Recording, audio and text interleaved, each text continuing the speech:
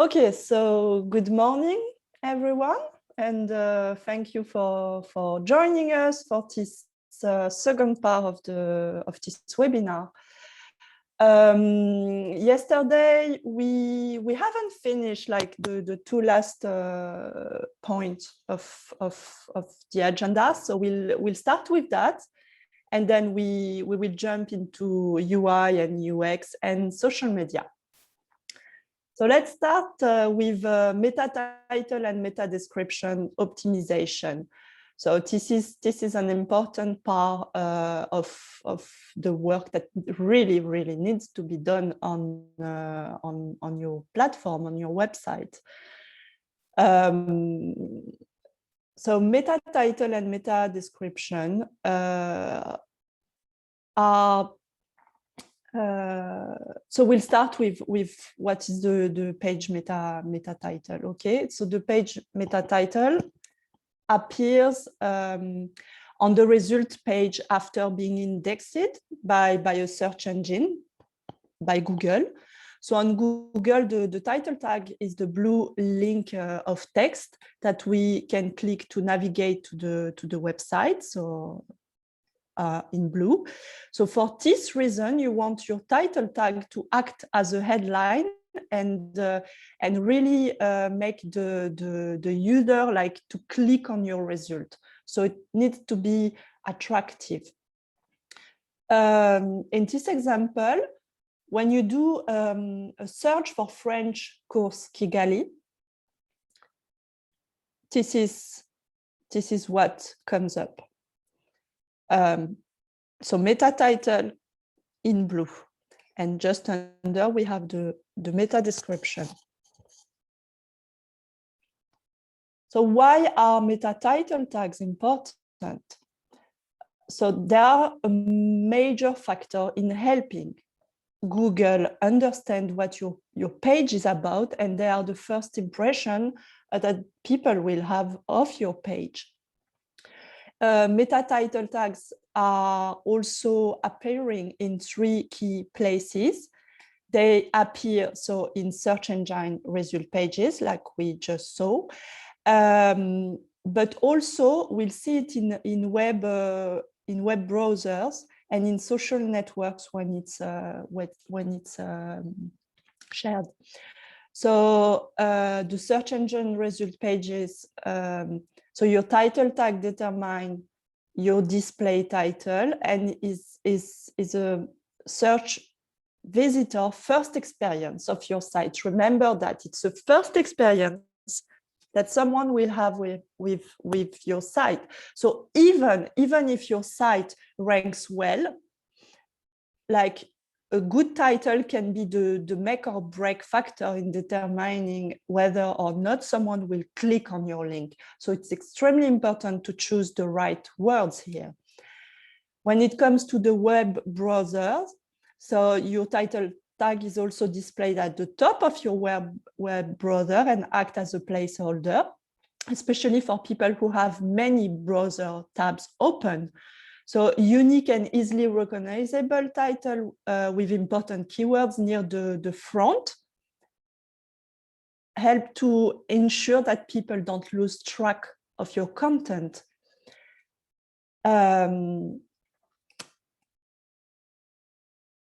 So how to write a good meta title tag? So remember that meta title are important for SEO, but as well as for the search user experience. So again, we are talking user experience.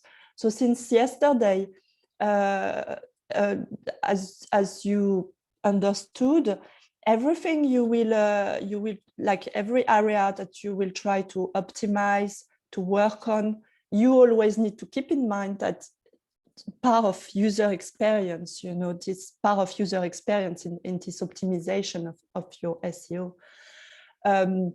Word choices for better CTR, click-through rate. So it's very important.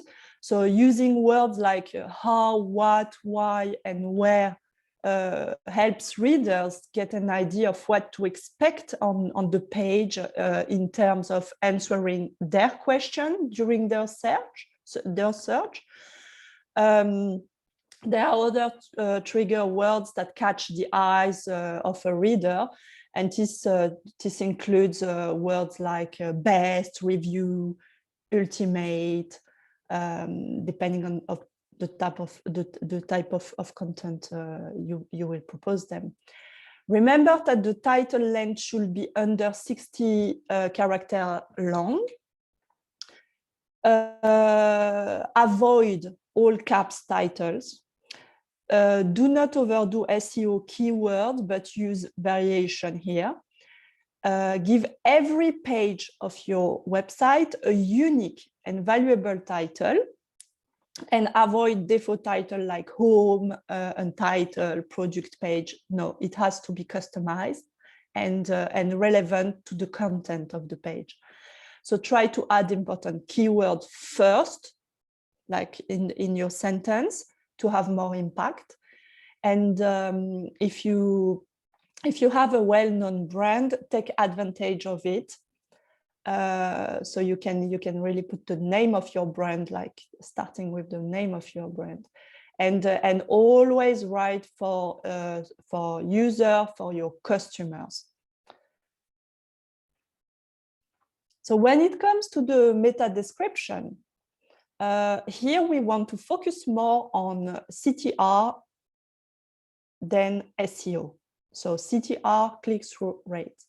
So the meta description tags are the one under the meta title tags. So meta description tags, they are not that important to search engine ranking. They are extremely important in gaining user click-through from search engine result pages. So these short paragraphs are opportunity to advertise content to searcher and let them know exactly what they will find on your page. So this little bit of text, you really need to sit down and think about the word that you will use, because you need to use something catchy, something descriptive, something attractive, something that will make me as a user, as a searcher, click on your site. Sorry, Joanna, there is a question from Wilson. He's asking that, is it advisable to use similar SEO keywords on every page, or should they be different? Okay. Yes and no. Yes, of course, there are some keywords that you can use you can have like a core keyword that you will use in your descriptions. However, you still have to make each meta title and each meta description different for every single page of your website. Yes, you can't duplicate your product, your meta titles and meta description. This is bad practice. Best practice is make it unique. And of course, there are some of your keywords that you can reuse from one description to another description. However, still the sentence and the whole meta description should be slightly different and relevant to the content that you will find on the page. Okay, so remember that meta descriptions are important to influence click-through rates. Do not think about meta description as a ranking factor, but really think about it as a conversion factor. So this meta description is an HTML attribute that provide a brief summary of a web page. So remember, a brief summary of the content of your page. So search engine like Google often they display the meta, they will display this meta description in search result, and this will influence click-through rate. When you do a search on Google for something, where do you click? Think about how do you act? Where do you click? So remember how your behavior is also the behavior of the other user. You will always click where you think you will find the content that you are looking for. So try to aim for about 1 or 2 sentences, like 140, 160 characters long. But the right length doesn't really exist. It really depends on the message you want to convey. So you should take enough space to get the message across, but keep it short and snappy at the same time. This is the secret. But unfortunately, like, you know, we can't fully control what Google displays in the search result, and sometimes it decides to show the meta description, and sometimes it just grabs some sentences of your copy, like of the copy that you'll have on your side. So your best bet is to keep it short. So include your target keyword. Target always, you know, an emotion. Think about your users. Like, always think about the user. The description must be an invitation to your page. You need to motivate them. You want to motivate them.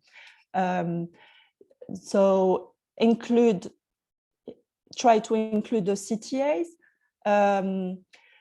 CTAs like find out more, learn more, get it now, try for free, like this kind of CTAs, especially for your service or product pages. So as I said already, do not duplicate meta description and really make it unique. They can be slightly similar if we are talking about similar pages, but still you need to add some variation to the description, and make it meaningful and descriptive, really matching your content. This is like, you really need to make sure it matches the content of your page, because you cannot you know, trick user into clicking on your result. Google will penalize you, and you know, a misleading description increase your bounce rate. So this will also lower people trust in your company. So make sure it's right, because yeah, you don't want to have Google angry, and you really want to have people trust.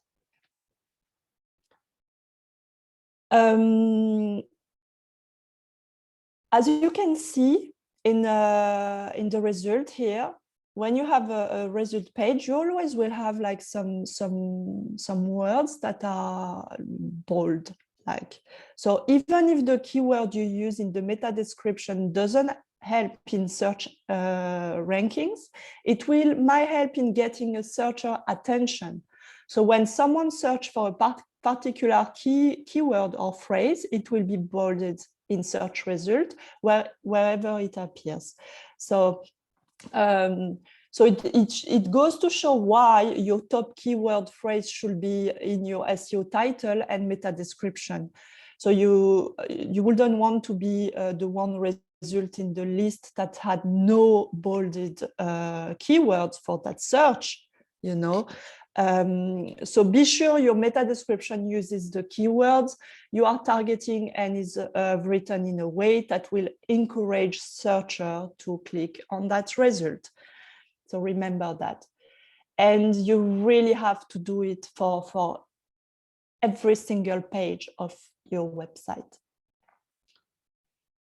You can use some tools to help you to get the right length and to see how it will be displayed. Like there is this tool, ecomConnect. Here you enter the title, the description, the URL, and so you will basically be able to see how it will look like. So we will give you the link to the tool and use it. It's free, and it can be really helpful to see the display. Let's just have a quick look at some example, at some meta title and meta description that are optimized. Okay, here the example are very famous brands. However, you know, super famous or not super famous, you need to optimize that bit. First example, it's Uber. Get a ride near you, earn money by driving Uber. So get a ride in minutes or become a driver partner and earn money on your schedule. Uber is finding you better way to move, work, and succeed. So why it works here? So for a company that is basically a taxi service, Uber manages to slip in some aspirational word, explain what it offers to driver, but also what it offers to riders, and all of that in 160 characters. So you see, it's targeting both here, drivers and users of this taxi company. Then we have Taco Bell. So Taco Bell, customize your favorites, order now. Taco Bell bring people together with Mexican-inspired food. We're one of a kind like you. Customize your faves, sign up for exclusive offers, order now.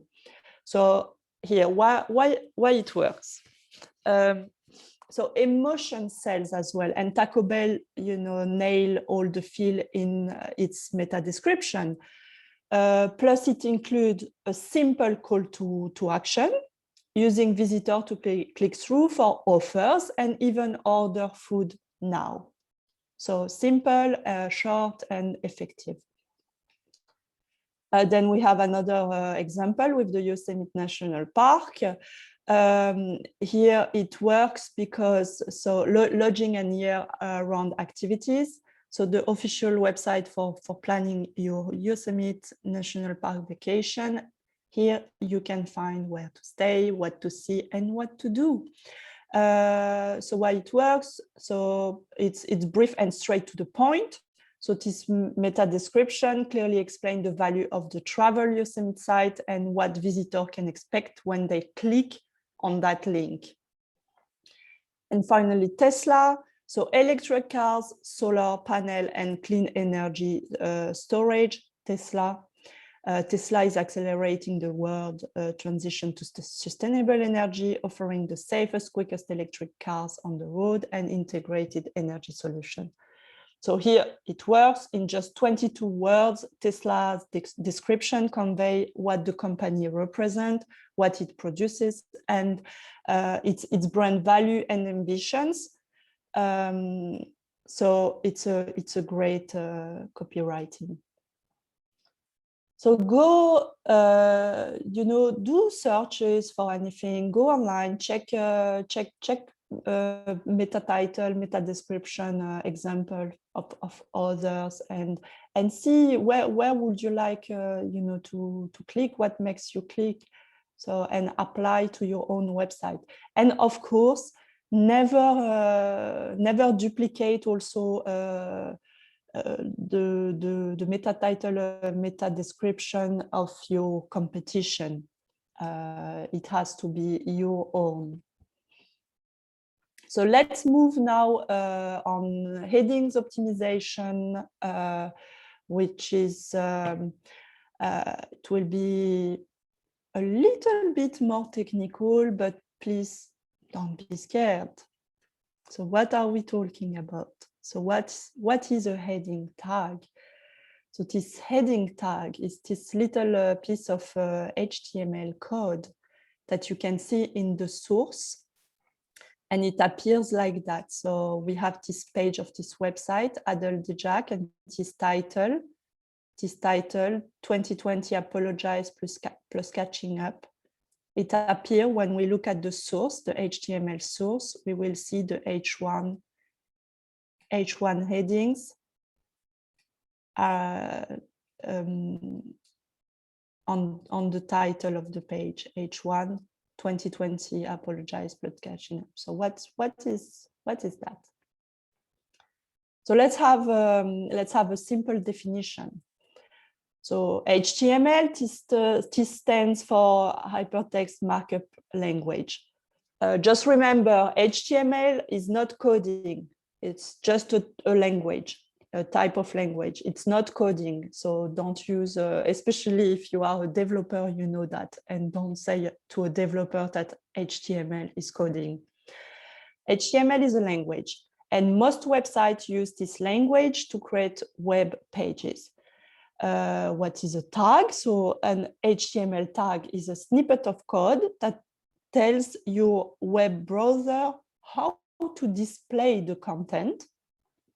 And heading, so HTML has 6 different heading tags, H1, H2, and so on. So the H1 is considered the most important tag, and the H6 is the least important. So the tags are often formatted from large or most important to smallest or least important.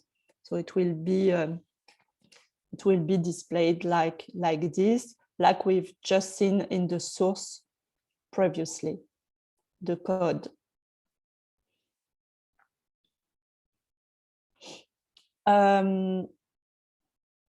So headers tag, they aren't as critically important for your site ranking as they used to be. Okay, keywords in headings will not necessarily make you rank better. However, headings are useful for communicating what the content is about, and it's good for UX. And also, these tags still serve an important function for your user and still for your SEO. So they can indirectly influence your ranking. So it will be not a direct influence, but indirect influence on your ranking by making your content easier and more enjoyable for visitors to read, and by providing keyword-rich context about your content for the search engine. So what is a consistent header structure? So try to stick to one format, keep it short. It's not a place to emphasize a block of keyword-rich text for Google. So treat it like a mini title for the following section of text. So keep headers about the same length as your title tags. So let's say 70 characters or less. And the more you can set up expectation for your site visitor and then constantly meet them, the happier and more engaged they'll be with your site. So use headers really to provide a structure, to break up text, include keywords in your header tags. Try to use only one H1 header. You can potentially use more than one, but don't use only H1 headers on a page. And keep header tags consistent for UX, and keep headers interesting. So you'll do header 1, let's say page title.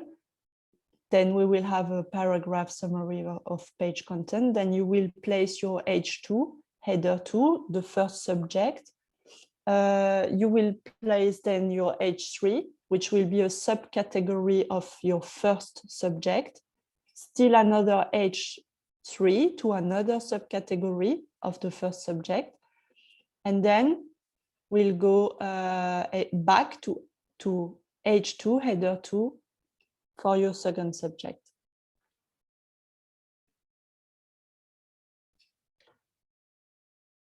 So how to optimize your headings? You know, if you design your text structure like with your user in mind, you are really more likely to keep them on your site. And remember that Google rewards sites that prioritize the user experience. This is extremely important. You know, Google and other search engines look at a variety of factors to determine whether or not your content is useful. So they review your data site to ask how many users click on your site, how long do users stay on the page, and do they click out quickly? Do they follow a link further in? So remember this base. So how to optimize your H1 heading? So what is the difference between title tag and H1 heading? You know, the title tag is a page title tag. It's this HTML element that provides a title for a given page, and it is not visible on the page at all, but it features in search result. So remember this meta title tag. This is something that you are adding in your back office, in your admin behind, but it's not appearing on your page, and it will only appear on the search results. And H1 headings, this tag provides a clear topic for the page and its content. So we are seeing this page title on the page. So you can use the identical H1 and title tag, it's okay, but it's not recommended because they have different roles.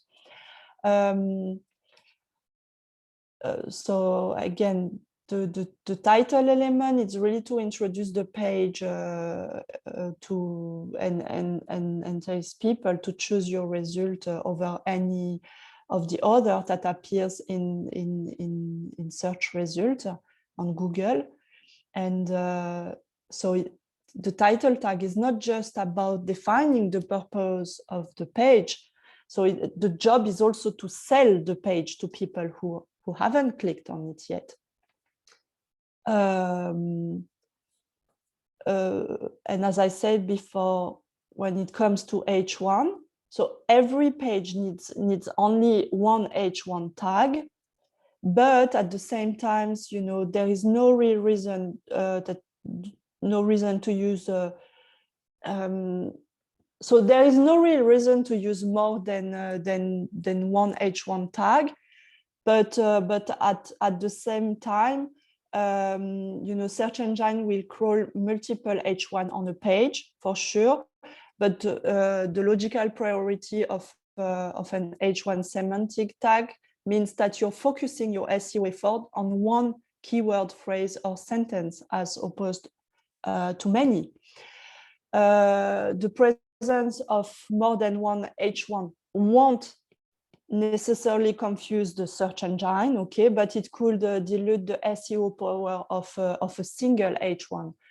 So try to have just one, but if you have 2 or 3 on the same page at the same time, you know, it will not necessarily affect you that much. So your H1 should describe the topic of your page. Remember that. So at the most basic level, the H1 should describe what the content is all about. So often H1 tag will be similar to your title tag. Similar, we say. Usually the H1 will be the title of your blog post or article, or there will be like, yeah, the most important wording on your homepage, let's say. It could be added where you have your headline, basically. And the H1 gives the reader a strong sense of what he or she is going to read.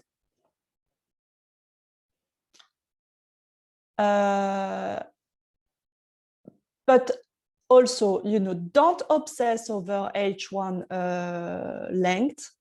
It's not as important as it used to be, but try to have the length like between 20 and 70 characters. But remember, this is just a recommendation. If it's too short, you are wasting valuable space, but if it's too long, you are diluting the power of the tag. So medium length, let's say it's just right. You can use a normal sentence as an H1, and it is still totally fine. As long as your H1 is at the right place, basically, on the page. Make your H1 stand out.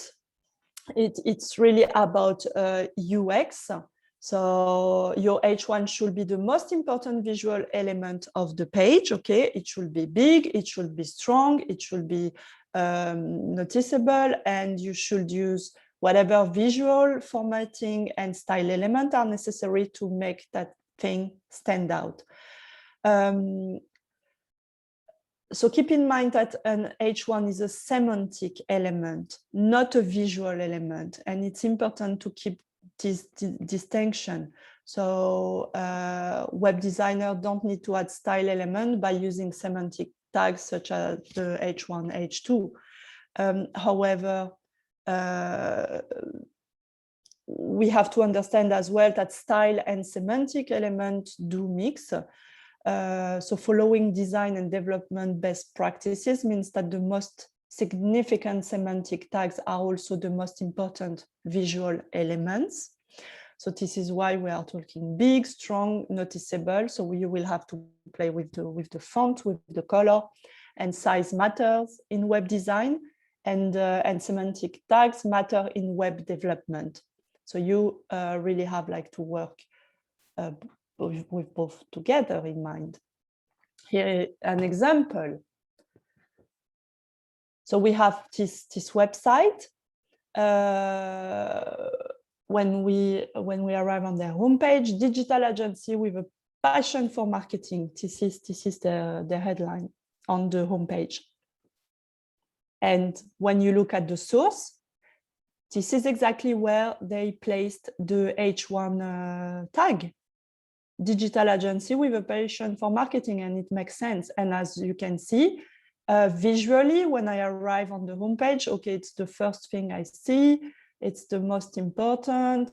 It's big. It's bold. It's visually, I'm attracted to it.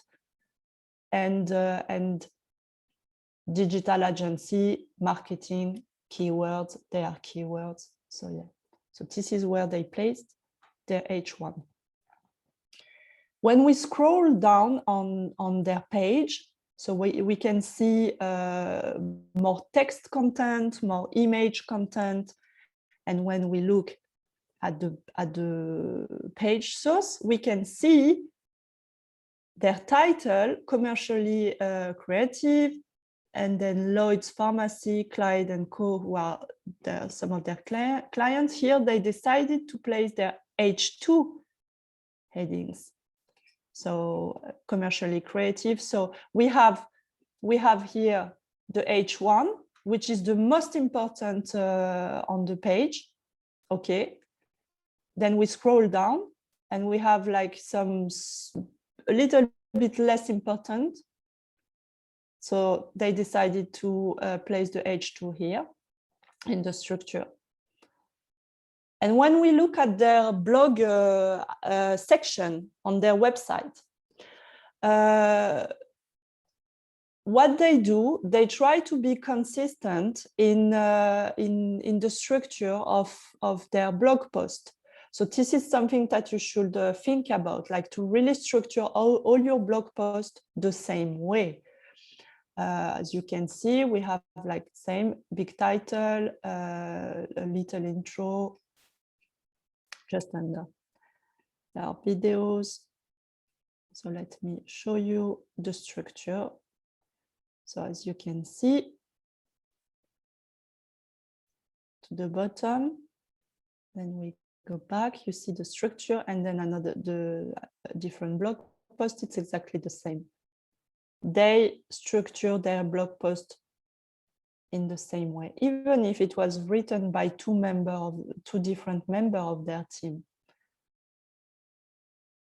So keep in mind that having the right structure, the same structure, is important. So let's have a closer look. So we can see different elements, different fonts, different colors, different type of text. So how does it appear in the source? So in the source, you can see they placed two H1. They've decided to use two H1 in their title and subtitle. So we have H1. As you can see, WordPress has been around for the best part of 2 decades, and we have the H1 for the title, why WordPress is still on top. And same for the second article. So they follow the same structure, and here they've decided to use two H1. And then they placed an H2. When you really scroll down to the bottom of the page, and this is a bottom, a footer that is common to all their pages or most of their pages, and they decided to place the H2 here with start your project, and we hiring. And then H3, they decided to place it around the text, the text content, some of the text content. So as you can see here, the length is slightly longer than what they did previously, but it's text, and it's fine, even if it's now a little bit longer for H3. And so you have this H3 again when you scroll down. Again, H3 when you scroll down. So you have two ways of doing it, like adding your H2, your H1, H2, your headings. So you can some CMS, some content management system, some admin, some back office that you use you can customize your styling option there.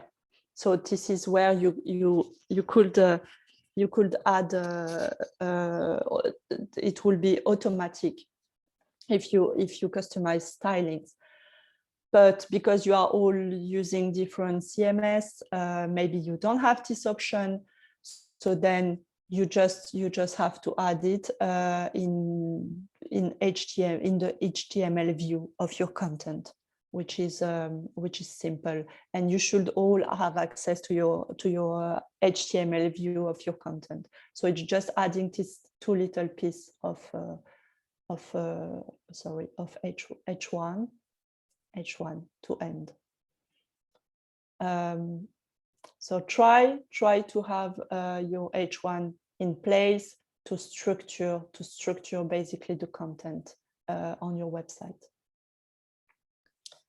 So let's now move to the agenda for today.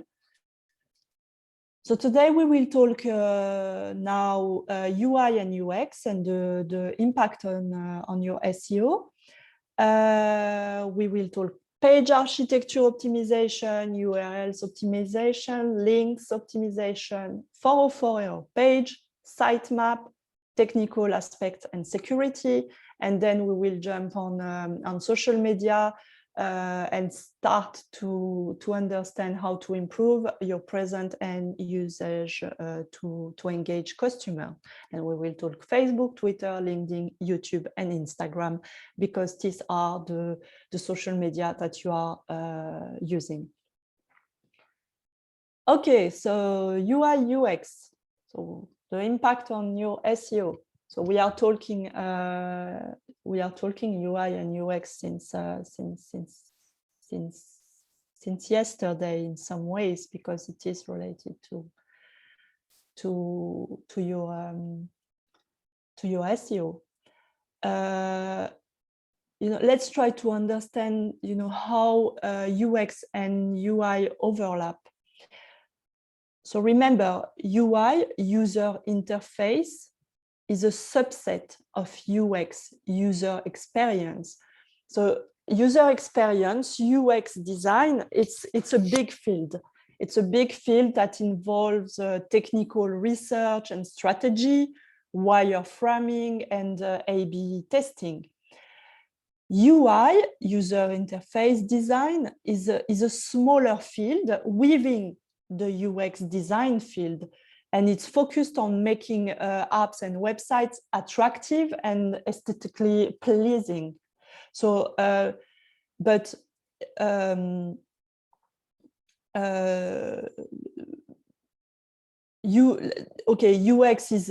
is bigger, but it doesn't mean better. Like both are really important. UI and UX are important.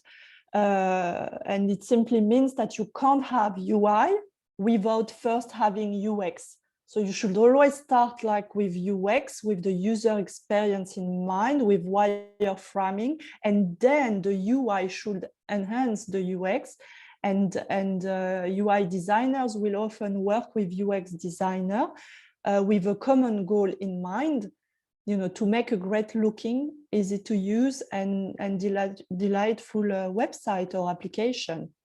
So it's about, the color, mood, and overall aesthetic of an app should really contribute to the user experience of the website or the application as a simple, useful, and you want a delightful thing. So in this slide, you can see an example of the tomato ketchup. Just, let's have this definition of UI and UX here. So as you can see, we have the UI for the bottle made of glass.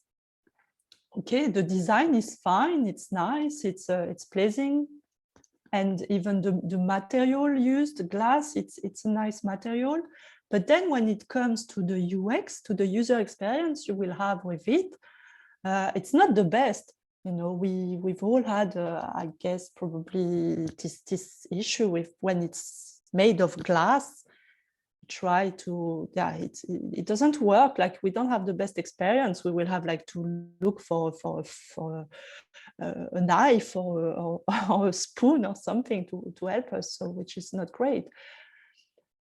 And then when we come to this different design UI, where UI decided to work on using a plastic and changing a few things from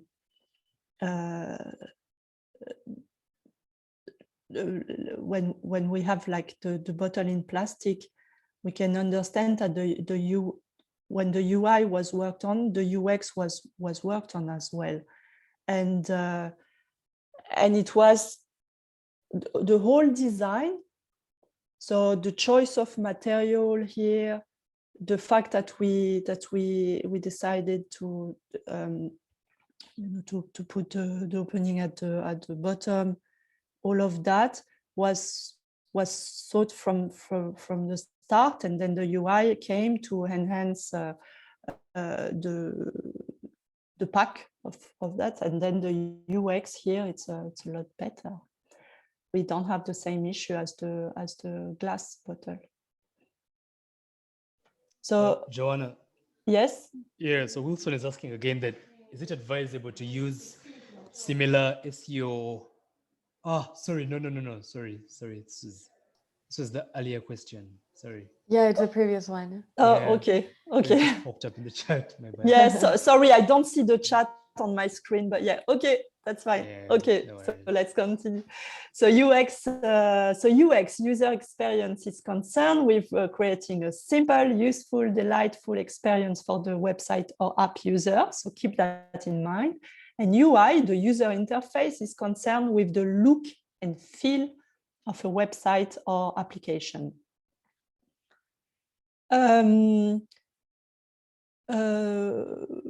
Just a little note about, Google is actually set to release another update in 2021, and it should happen like soon. And it's specifically relating to user experience. So user experience it's already very important for Google for a while now, but this new update apparently will what this update will do is add a UX user experience as an additional ranking factor. So ranking factors are what Google looks at and when they evaluate a website and determining their ranking. So Google's new algorithm update will take into account basically interactivity, load time, and content loading stability. So, however, these aren't the only factors that are important, and you should have high quality content that is informative and well edited. So your website should be easy to navigate. If user can find what they are looking for on your website, they'll switch to a different website where they can find what they want. So, and of course, mobile friendliness is also one vital importance. And as you know, more internet searches are performed on mobile devices than computers now. So what factors are important in UX? So it is mobile friendliness, the page load time, navigation, interactivity, stability of loading content, and content quality. All of that has an impact on the user experience. So how does UX impact retention? So 88% of people are less inclined to return to a site after a bad UX. And how do users behave after experiencing bad UX? So 91% of unhappy clients who don't complain just disappear without leaving feedback. So this is not great for you. So this is why UX, user experience, is extremely important in SEO. There are some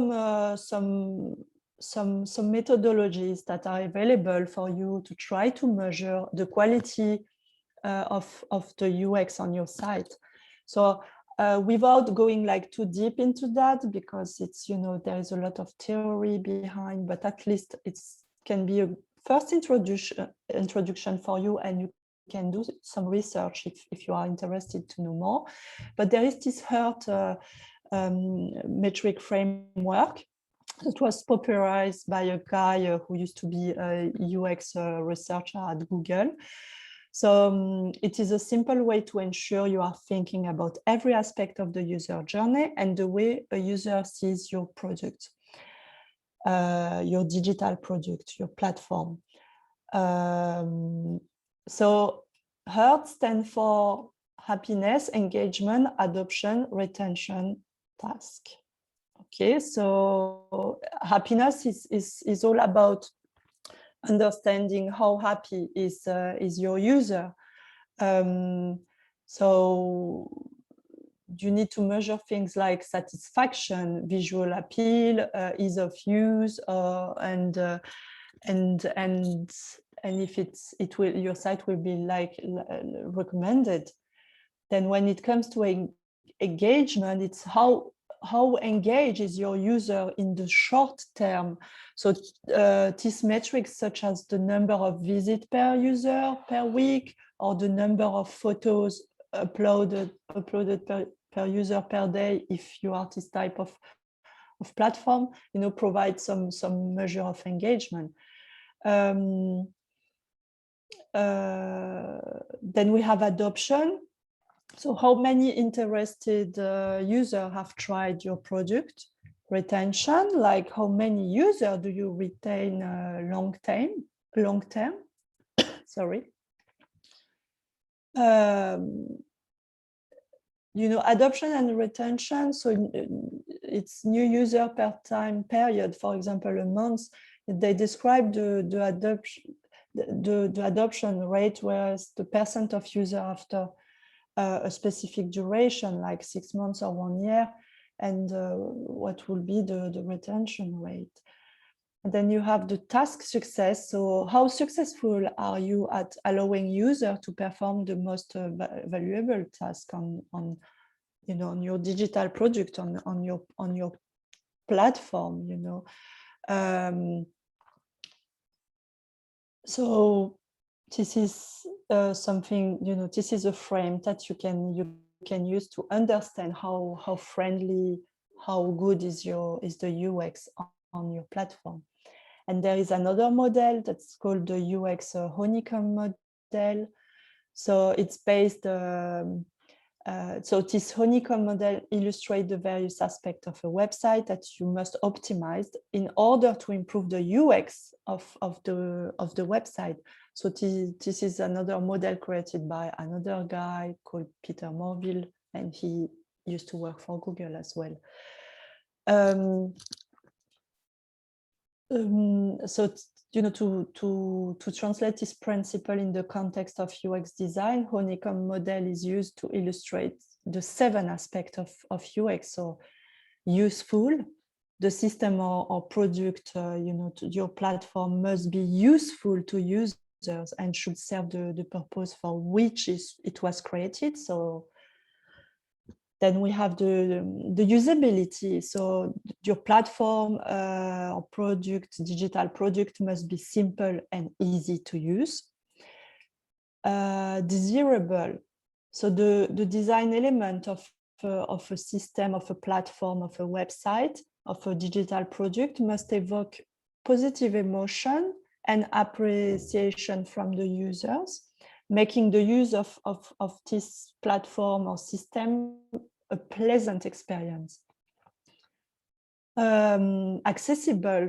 So your system, your platform must be accessible to everyone. Even those with disability must be able to have a similar user experience on your platform. Credible. So design elements may influence user trust on your platform. But so it's like your platform must be presented in a way that the users find believable or trustworthy. Findable, so the website must be structured in a way that is easy for users to navigate and find the solution they are looking for. Always remember that. And so valuable, finally, the product or like your platform must deliver the promised value to the end user. So remember that. So the purpose of this honeycomb model is to help designers find the right balance between context, content, and users, determine the required trade-offs, and prioritize, make priorities aspect of UX design. Let's jump now on page architecture optimization. So here, how to create the best SEO-friendly site architecture. Here we are talking again about basics. Remember that navigation should be intuitive for visitors and reflect your customer journey. So go and test your website. Is it the case at the moment? Your most valuable pages should be within a click or two of your home page, and not 5 or 6 clicks. This is too far. These pages target keywords between 1 to 3 words in length. So the deeper into the site visitor navigate, the longer the keyword phrase they should target. User experience and URL should be like other sites that dominate your sector. Okay. Remember that your customers visit a lot of other websites, okay? A lot of them. So probably more than you do when you check your competition. So sites are similar because they meet the expectations of their visitor. So think about the website you visited the last time you research something for a major purchase decision online, and try to keep that in mind. What made you make this purchase. Plan your site hierarchy before you build your site. So you all have a site already. So it will be more about correcting maybe some pages, or if you plan to update your website, think about that, plan it before. So make sure your hierarchy is logical and balanced. So avoid having categories that are very deep with a lot of subpages and other with just few subpages. So if your hierarchy is unbalanced, you may need to create new categories or recategorize your existing subpages. So it's really about balance. URL should reflect the depth of the page. So as you navigate from the home page to a category page and further into the site, the URL representing the page should be longer. Okay, so the longer the URL, the longer the keyword phrase that should target. And use a shallow navigation structure. So as mentioned earlier, your most valuable pages should be reachable in 3 clicks or less from the home page. So the 3 clicks or less rules improve both the usability and the crawlability of your site. So really try to remember that a properly implemented site architecture is extremely important for every website, and it needs some planning. And if your site is easy to use for visitor, it will be also easy for Google to crawl, and ultimately, and in the end, it determines just how successful your long-term SEO effort will be. So keep that in mind. So let's try to see why is this website architecture important for SEO. So an optimized site architecture helps search engine spiders find and index all of the pages of your site. Okay, so if you have pages on your site that are several clicks from your home page, or even not linked from any other pages at all, like we can see on the left on the image, we have a page that isn't linked to any other page, and it happens sometimes on some website. So if you have that, you need to fix it.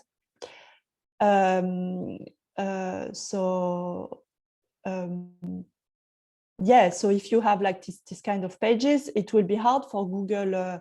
It will be hard finding and indexing this lonely page. But if your site architecture is interlinked, spiders can follow your internal links to 200% of your site pages, like on the right on the image. Interlinking site architecture, it's easy indexing. And when it's not easy for a search engine to index your website. So this is why it's really important for SEO. Then when site architecture sends link authority around your website, okay, when you internal link to high priority pages, the more link authority page rank will flow to those pages, which can help improve their ranking in Google. So internal linking to high priority pages, it's more authority for you. So remember that. Try always to use a flat site architecture. So in general, a flat site architecture is better for SEO.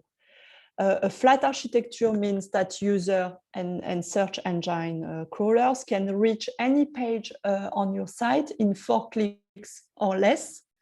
So remember that. So we want, homepage 1, 2, 3, 4. This is a flat architecture, and we try to avoid going more than 4 clicks. Use internal links. So at the end of the day, your site architecture is determined by how your pages are linked together. So that's why you want to link to your category pages from a navigation menu. So we have the navigation menu, and then we will have the category pages. Then from category pages to individual pages in categories, okay? And this is how you have your a good and friendly site architecture. So it's really important that you review your site and test and check and make sure this is the structure of your site. Let's talk URLs now. So URLs, so what is a URL? Is a human readable text that was designed to replace the numbers, the IP addresses that computer used to communicate with server. They also identify the file structure on the given website. So a URL consists of a protocol, domain name, top level, and path, okay, which include the specific subfolder structure where a page is located.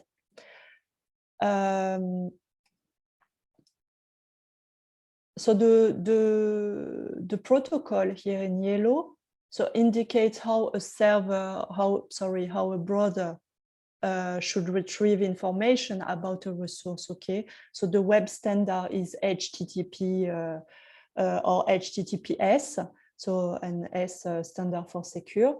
But it may also include things like mail to open your default mail client, or FTP to handle file transfer. So there are 3 main benefits of URL. So it improves user experience. It's important for rankings and for links and for the linking. There are some best practices for URL structure. Okay, so you need to use accurate keyword in category URL. You need to include main keyword. Structure using a less, when a URL structure is using a less relevant keyword as the category name, is a common mistake that comes from choosing the keyword with the most traffic. So Sometimes the highest traffic keyword isn't necessarily what the page in the category are about. So select category name that truly describe what the page contains and what is it about. You know, the shorter, the better. Try to make it standard. We want URL in lowercase. So most servers don't have any problems with mixed case URLs, but it's still good. It's a good idea to have like standardization of your URL look like. Only use hyphens to separate words and avoid characters that are not in the English alphabet.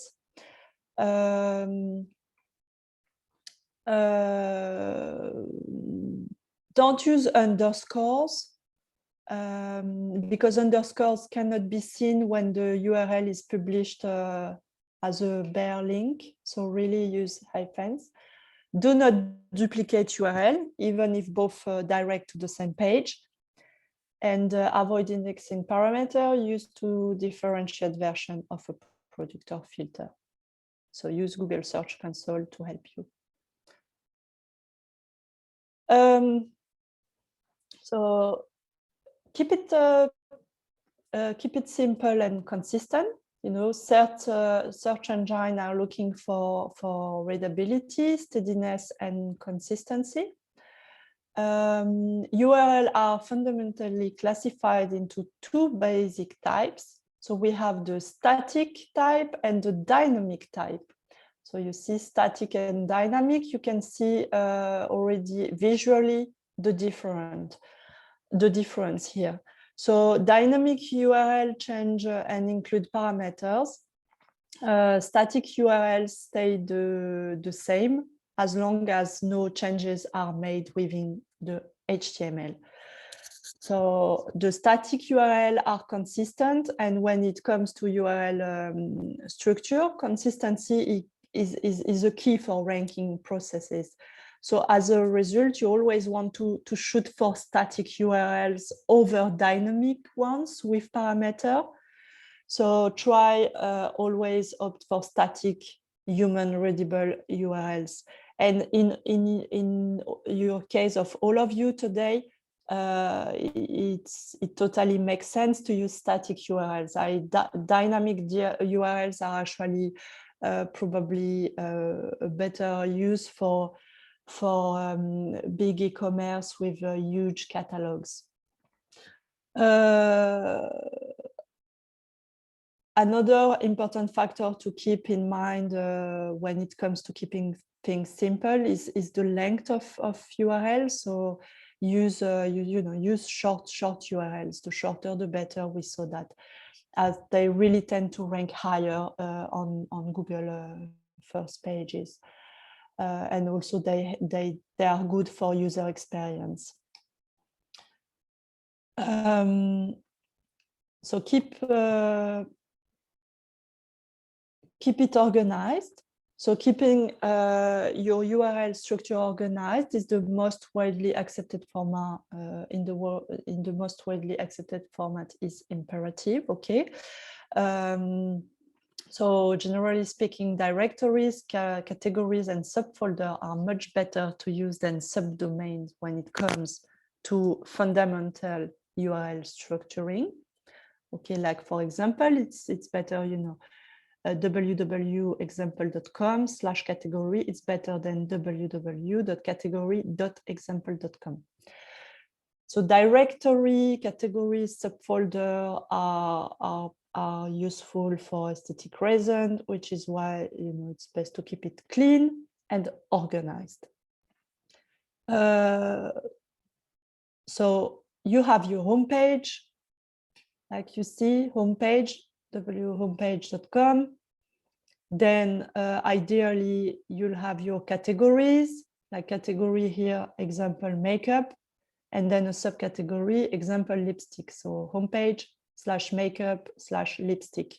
Okay, So this, and then we have the product homepage.com, make/makeup, which is the category, /lipstick, which is the subcategory, /liquid, which is the type of the product.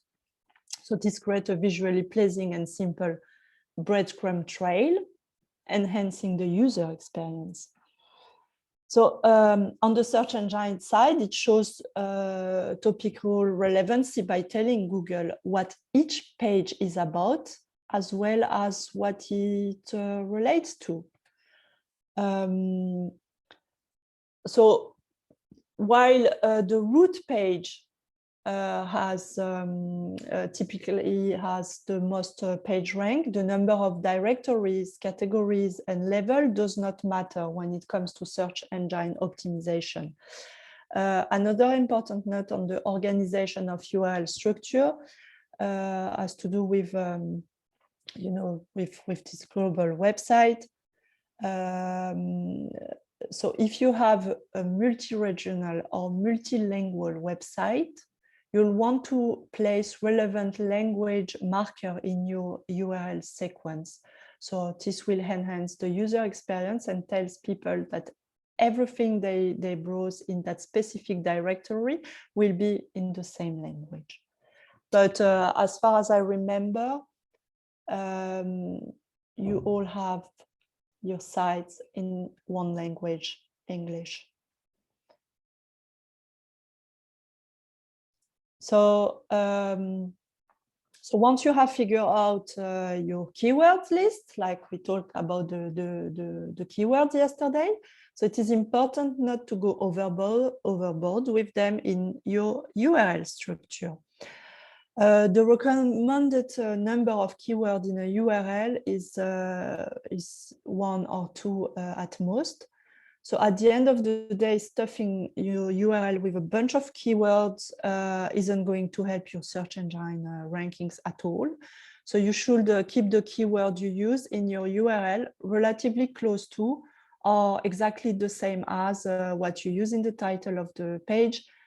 You know, this helps search engine determine relevancy. Also, adding these keywords in your meta description helps your page stand out visually during search engine inquiries. So now we will jump on the links optimization, and I think I think we can have a break, Joanna, if you want now before we start with this. Yeah, yes. Okay, let's have a 10-minute break, everyone, and then yeah, we'll continue. So just what time is it? It's okay. Almost 10:20 for me. Okay, so yeah, okay, perfect. So let's come back in 10 minutes or at 30. Yeah, okay? Exactly. And if you have any questions about these sections that Joanna went through, it's a lot, but I'm sure, I mean, you need time to analyze it, but please ask us. Otherwise, see you in 10 minutes.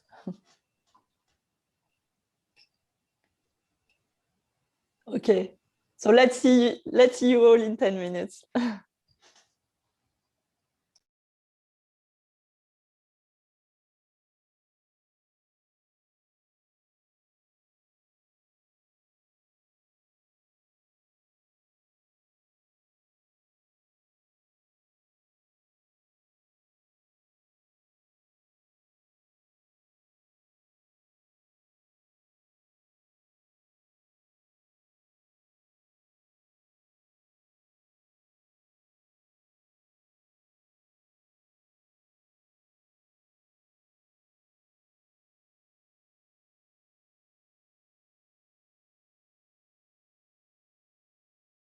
The URLs. So job, yes, you're right. You wrote me for e-commerce website. It may be impossible to use static URLs.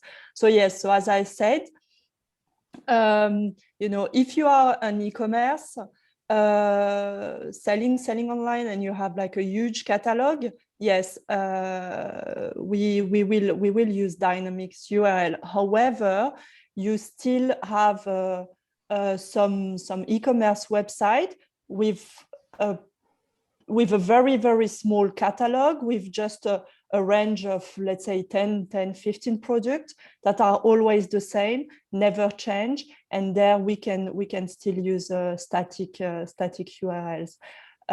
So yeah, it will depend. It will always depend on your offer, on what you sell, what you have to offer. So yeah, thank you for this comment. Great. Yeah. So I think we should be all back by now. Now we're going to continue with optimization of more technical elements before diving deep into social media. So we'll have a look now at the links optimization. And when we talk about links here, we're going to talk about two types of links, so internal and external links. First, let's have a look at the internal links. So this, well, as you may imagine, it's links that go from one page to a domain, on your domain to a different page on the same domain. And they are mainly used in the main navigation.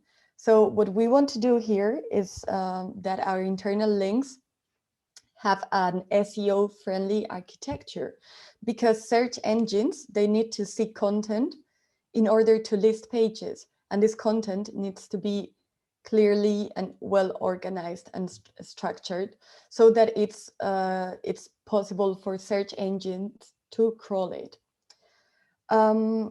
So just to let you know that search engines, when they do the crawling of a website, normally they have a limit of 150 links per page before they stop, crawling this page. This limit is not fixed. Sometimes it's higher. Like if you have a bigger page, like a more important page, it can crawl up to like 200, 250 links. But overall, we suggest not adding more than 150, because otherwise you'll risk losing the ability to have more pages crawled, and more, like even more important pages crawled there. And regarding internal links, so which are the main reasons why we want to use these links? So one reason is that internal links, they allow users to navigate a website. So it's easy, right? If you mention one link and then they click it and they go to another page under the same domain, it helps them in the user experience. Then they also help establish information hierarchy for that website. So for example, you can have a lot of interlinks within one page, but you need to make sure that they are reasonable, they are well structured, because what I was mentioning before, this is important for search engines to crawl and index your website faster. And internal links, they also help spread this ranking power, which we call equity, around websites. So if a user clicks on this link, it can increase rankings for other pages within your domain. So for example, let's say that you have a blog in your website and you have a link to one of the pages you offer, because you're offering, I don't know, a service that you mentioned in your blog. If people click there because they find that interesting, it will also increase and help you build authority for other pages. And another important thing here is that please make your internal links open in the same tab. When we talk later about external links, we will mention the opposite. If you're talking about an external one, it should open in a separate tab. But if it's internal, in the same tab. And here you can have you can see a snippet of the code, of the HTML code, or of how this would look like. So here you will have, the same domain, and here you will add the keywords that link to this link. And what's important here, again, when you use keywords, you have to obviously describe the content of that page, of that link, clearly, clearly, because the search engines need to understand what they are targeting at. And when we talk about external links, so as you can imagine, it's a link that points at an external domain, not your domain. And this, I mean, it's very simple to understand. So an external link, imagine that another website links to your domain. So this would be an external link to your website. And if you do it to another website, this will also be considered an external link. And here, what's key here is that most of the, the experts on SEO believe that this is the most important source of ranking, so of authority. So if you manage to have other like good and trustworthy external domains to talk about your business, to mention your business, that will increase your ranking power. And you really need to have a strategy also to have these external links to increase your domain authority. And as well, I mean, if you get, I don't know, let's say Moz or SEMrush to talk about your website, imagine that happens, that will really boost your website's credibility if they include this link there. So you also need to be aware of the importance of this and work on a strategy there. Here again, how the code sample will look like. So here, obviously, now we're talking about external links. So we'll have to add an external domain. And here, yeah, link the text. We have to add the text to this external link. So here again, use good descriptive keywords, and also target a variety of keywords that makes it understandable for search engines and users to understand what you are writing. An important type of external links is the backlinks. So a backlinks refer to a link that refers to your website on another website. And then you create this interlinking between the different websites. This is very important, as I was saying before, because it serves as votes from other websites. So it's basically telling the search engines this content is valuable, credible, and useful. So please, link it to this website, and it might drive traffic from the visitors to your website. So the more of these votes you have, the higher your site will rank in Google and other search engines. Pages with a high number of backlinks tend to have higher organic search engine rankings. So do it.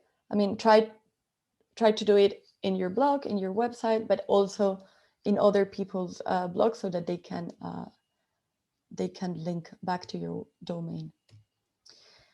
And how can we know that backlinks are valuable? Well, there are a few tips here that we listed. So not every backlink is good. Okay, we need to really follow these tips here, because we need to have backlinks from a trusted website. They also need to include target keywords.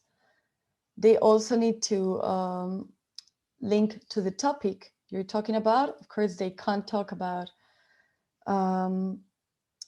talk about a topic which is not related at all. That's going to be a mistake, obviously. And also, you need to make sure that the link is a do follow link and not no follow, because we need to make the search engines aware that this link needs to appear, to be crawled and be followed. Then it's important also for ranking higher that the link from this external domain links to you, has not linked to you before. And as I mentioned before, it's important to have a good backlink strategy. That you really focus on having these links from external websites that are reliable and that can generate this increase in authority. And now we're going to talk about the 404 error page. We already went through these through the audits, and we showed you an example that we'll see that again later, together with other examples. But just a theoretical definition before we start. So I'm sure like we've all seen this HTTP 404 error a million times. And normally, I mean, you can see it with these names or just page not found, file not found, etc. And what does this really mean? It means that this is a response code that indicates that the browser that you are using was not able to communicate with the server, or and the server was not able to find what was requested.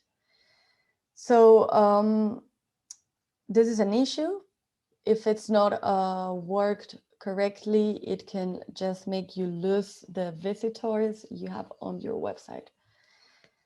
And the experience, you know, of a visitor that goes to your website can be really horrible if they see this page and they might just leave it. So if your 404 page is not customized, if you have not worked on it correctly, the user might say, hey, I'm just leaving. I don't want to visit this page again. So what can you do here to improve the user experience? Well, you can find if there is a broken link.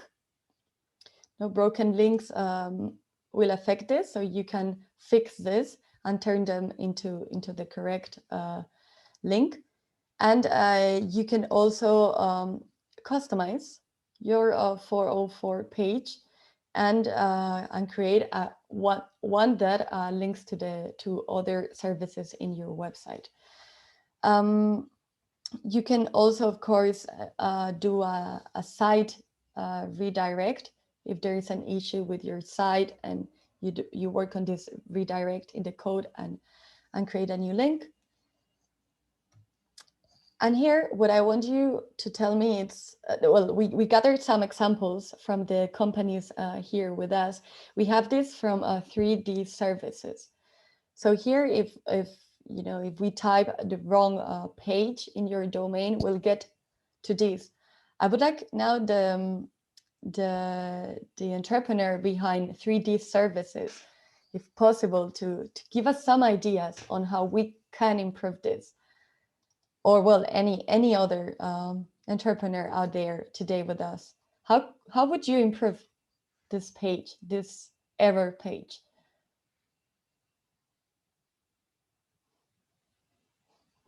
Christina, 3D, I think, is not on the call. It's not here today? Okay, so anyone else? I know that, for example, Haytel Technologies is there, right? How would you? Yes, sorry?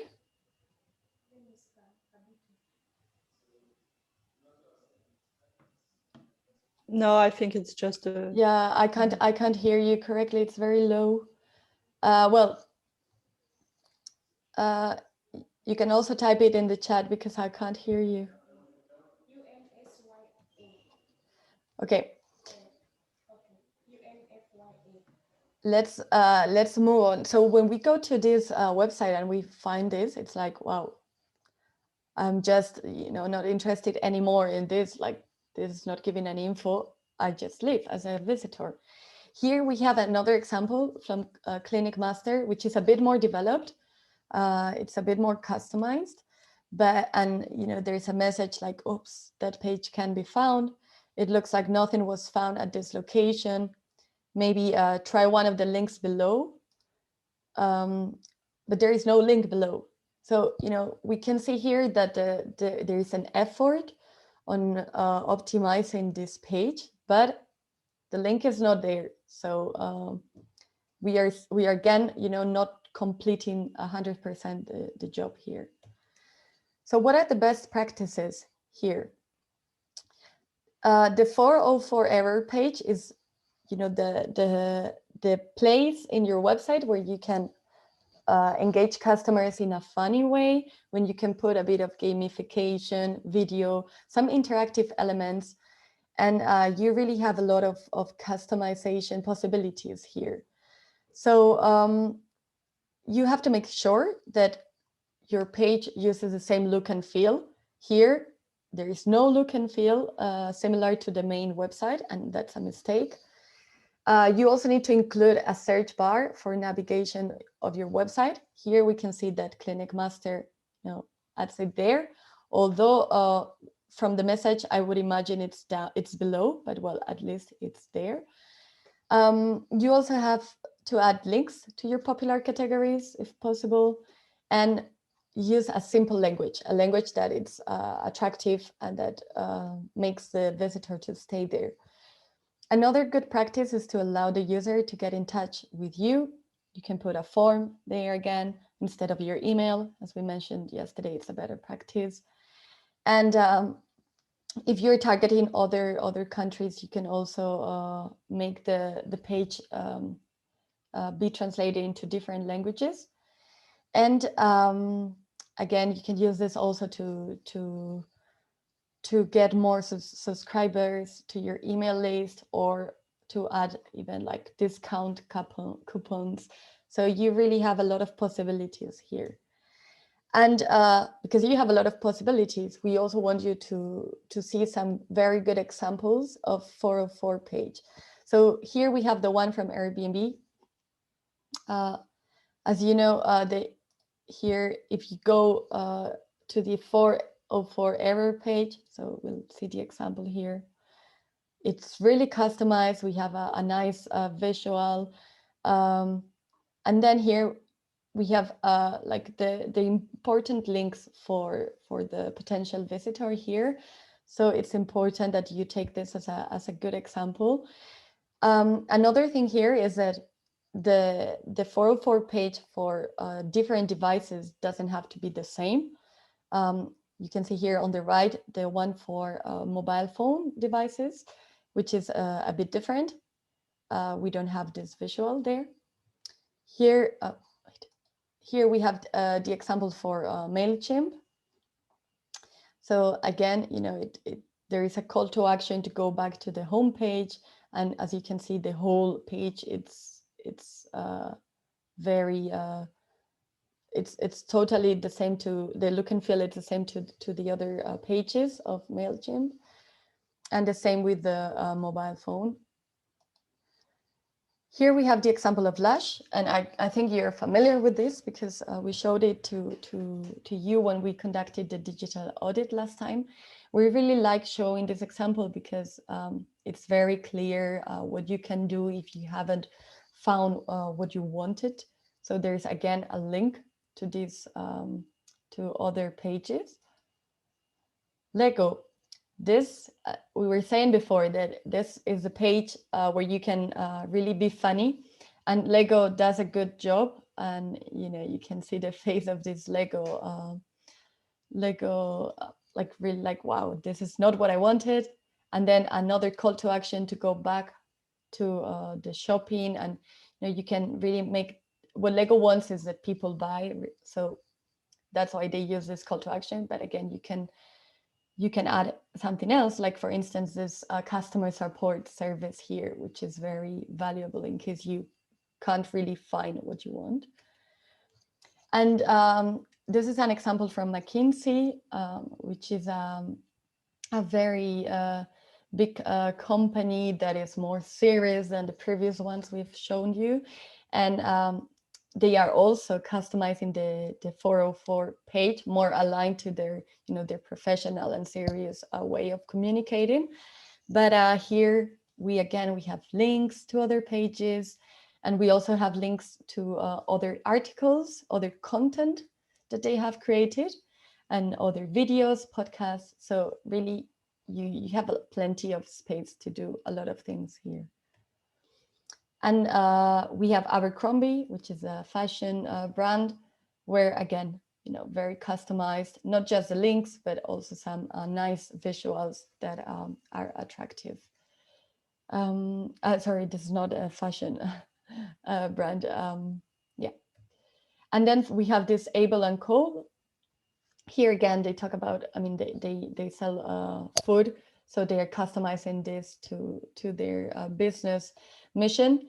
And again, we add links, we add nice visuals to keep the customer engaged in our website.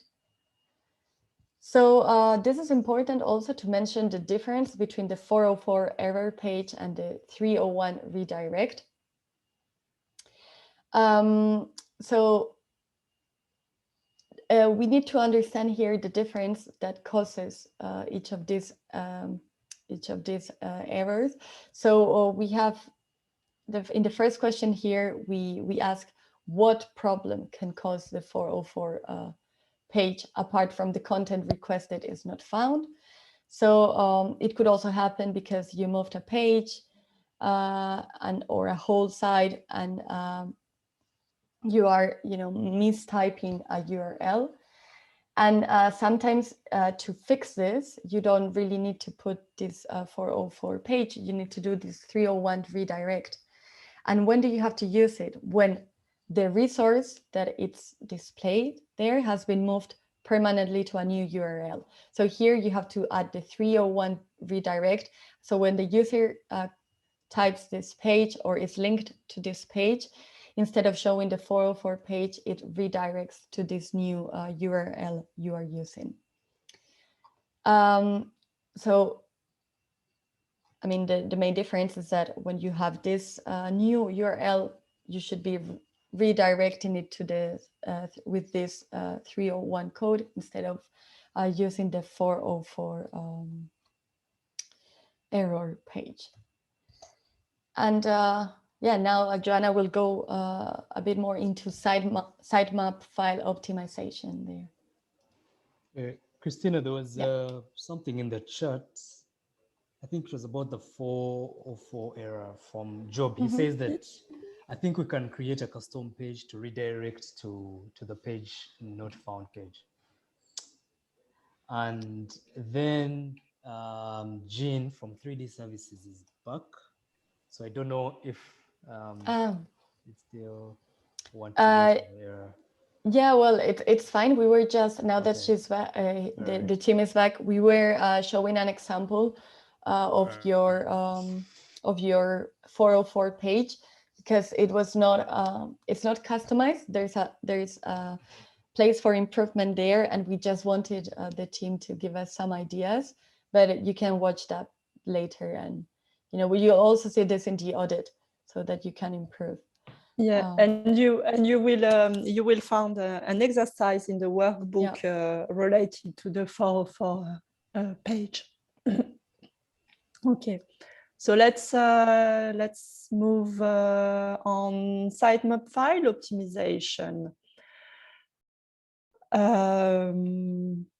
Okay, so why XML sitemaps are important? So a sitemap is an XML file listing all the important content on your website. So any page or file that you want to show up in search engines should be in your sitemap. There are digital maps that really help Google discover important pages on your site, and also how often they are being updated. So this sitemap file is important for large sites, for new sites, for sites with a lot of orphanage pages, and sites that use lots of images and videos. So they are a sitemap contains 4 basic elements for each page in your website, but it can be extended to include more information. So we have the URL location, we have the last modified date, we have the change frequency, we have the page priority and a number to indicate the relative priority of pages within your website. Sitemaps can't list more than 50,000 URL, and they can be more than, there is a maximum size as well. So if your sitemap exceed those figures, then you need to create more than one. However, in your case, none of you has 50,000 URLs, but some of you one day may get there.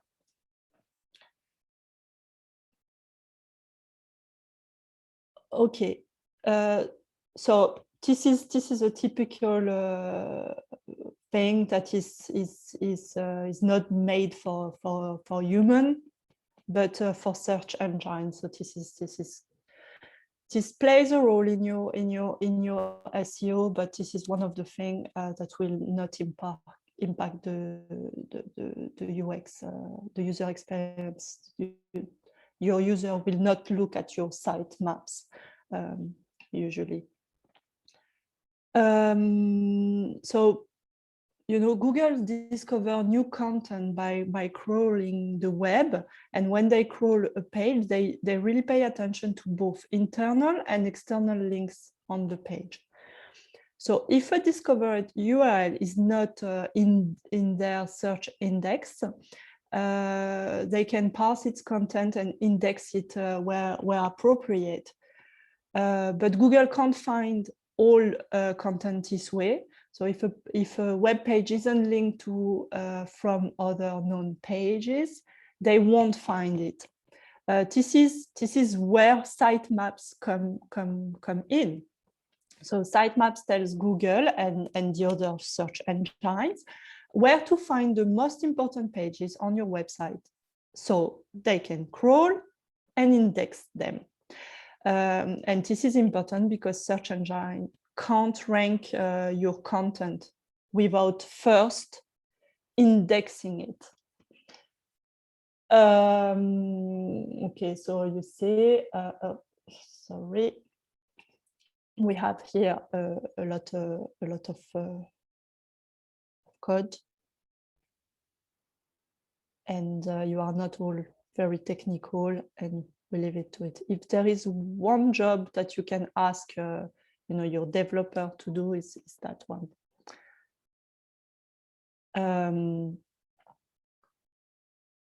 So what are the best practice? So some CMS, some content management system, some back office, some of your platform can generate a sitemap for you. These are automatically updated when you add or remove pages and post from your site.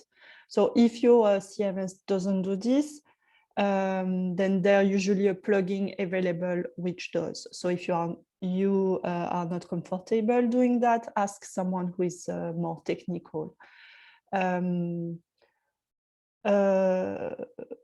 So the best practices are to use tools and plugins to generate your sitemap automatically. You submit your sitemap to Google from Google Search Console. You prioritize high quality pages in your sitemap. You don't include no index URLs in your sitemap. Don't let your sitemap get too big, and don't create a sitemap if you don't have to. So remember that not every website needs a sitemap. So Google can find and index your pages pretty accurately. So sitemap itself doesn't bring SEO value for everybody equally. So basically, if your website is just a portfolio one-pager, or if it's an organization website that you rarely update, sitemap is not really needed. However, if you publish a lot of new content, if you want it indexed as soon as possible, or if you have hundreds of thousands of pages, then a sitemap is still a great way to give information directly to Google. And for all of you, I really advise to have a sitemap if you don't have it yet. Some of you don't have a sitemap yet. Let's talk more technical aspects and securities now. So understand e-commerce platform and content management system. So some of you are selling on the platform directly. Not all of you, but some of you. Some of you are selling services directly on the platform, and some of you are even selling products on your platform.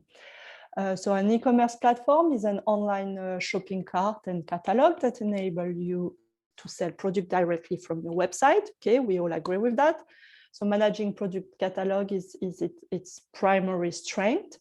And we have like example, like platform, e-commerce platform examples like Magento and Shopify, who are like prime examples.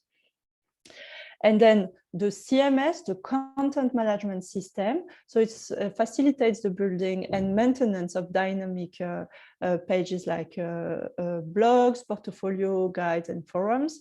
So managing content is its primary strength. So WordPress and Drupal are popular examples.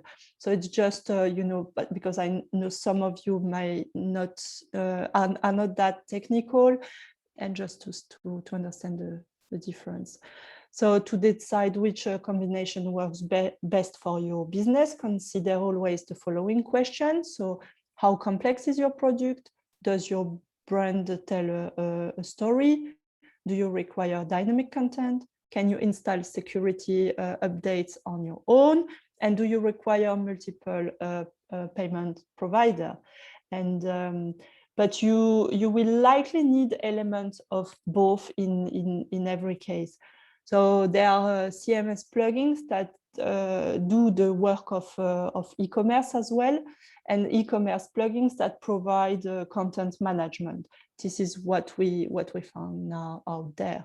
But each pairing has its strengths and weaknesses. So just as an example, I said you can build a site on Shopify, Magento, or WooCommerce, who is under WordPress.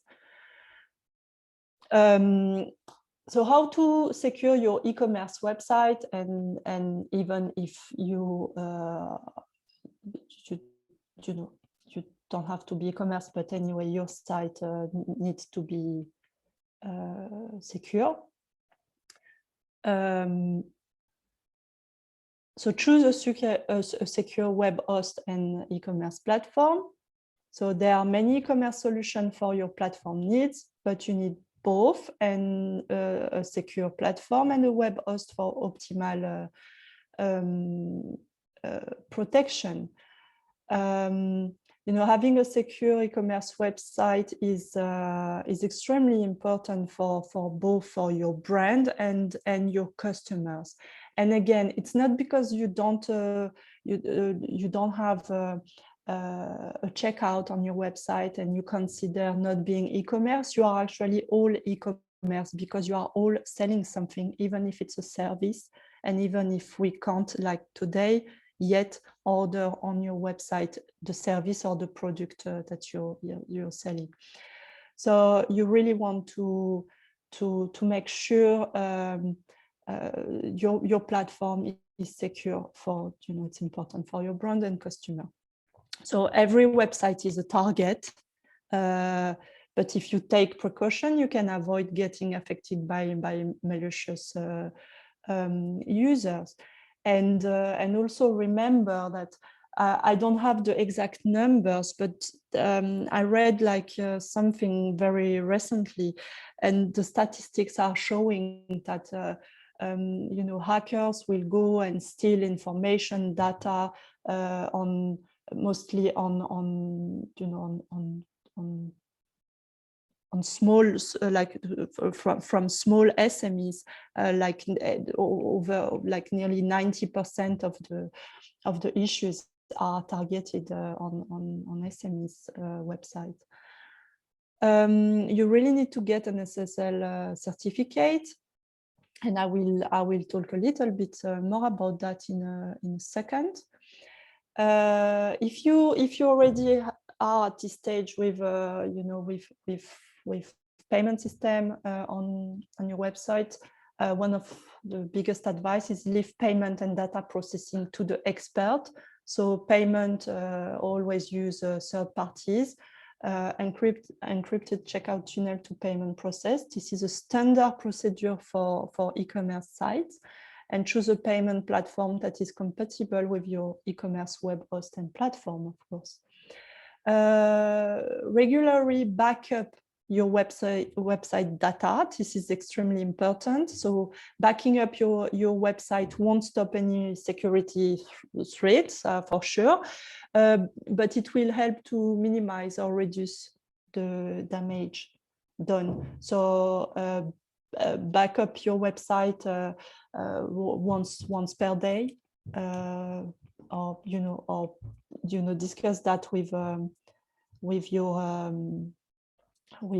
your developer, or the technical person that helps you with your site when it's the best time for a backup. Get and use a website application firewall as well. So there are several great web application firewall out there. So have a look if you don't have it yet. Okay, so now let's talk HTTPS secure communication protocol. So what is HTTPS? And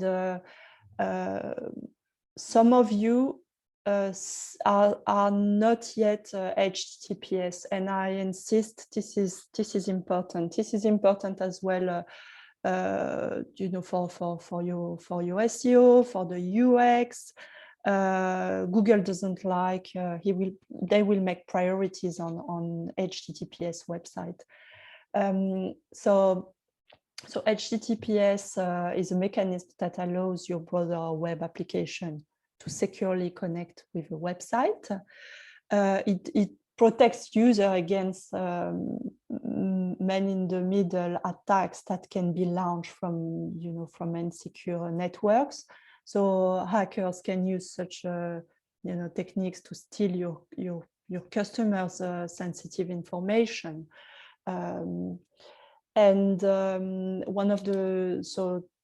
One of the main benefits of HTTPS is that it adds security and trust. So this is why I was saying it's also important for UX, because it has an impact on people when they arrive on a website that is not secured with HTTPS.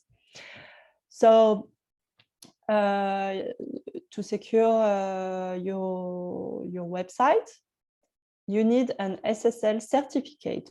Okay, so SSL stands for Secure Sockets Layer, and it's standard security protocol, and it offers 3 layers of protection, like encryption, which means that all data sent between a browser and a website are encrypted, so that even if data are stolen, a hacker won't be able to decrypt them. It's gives also data integrity, which guarantees that your data cannot be modified or corrupted during transfer without being detected. And authentication, so which verifies whether you are actually communicating with the intended website. So to make sure your communication are safe, you can look for this special padlock in your browser URL bar, and here it's indicated if it's whether or not a website is secure. So visually, you will see it like that. And when it's not secure, here is an example. So first, I can see straight away not secure, and then if I click on not secure, I can see your connection to this site is not secure, and this is really a bad UX. Like I'm having a bad user experience on the site, and I'm not sure I want to stay on that site.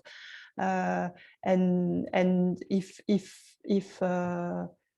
there is something to buy on that site, I will definitely not buy on that site because it's showing me it's not secure.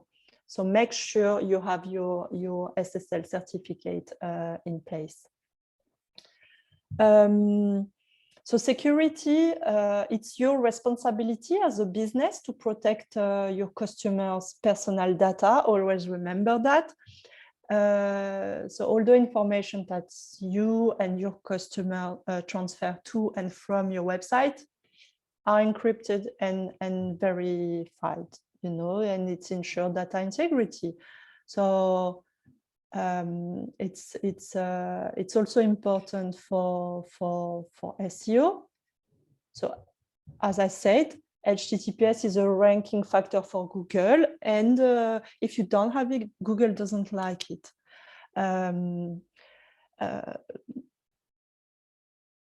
And the trust and credibility.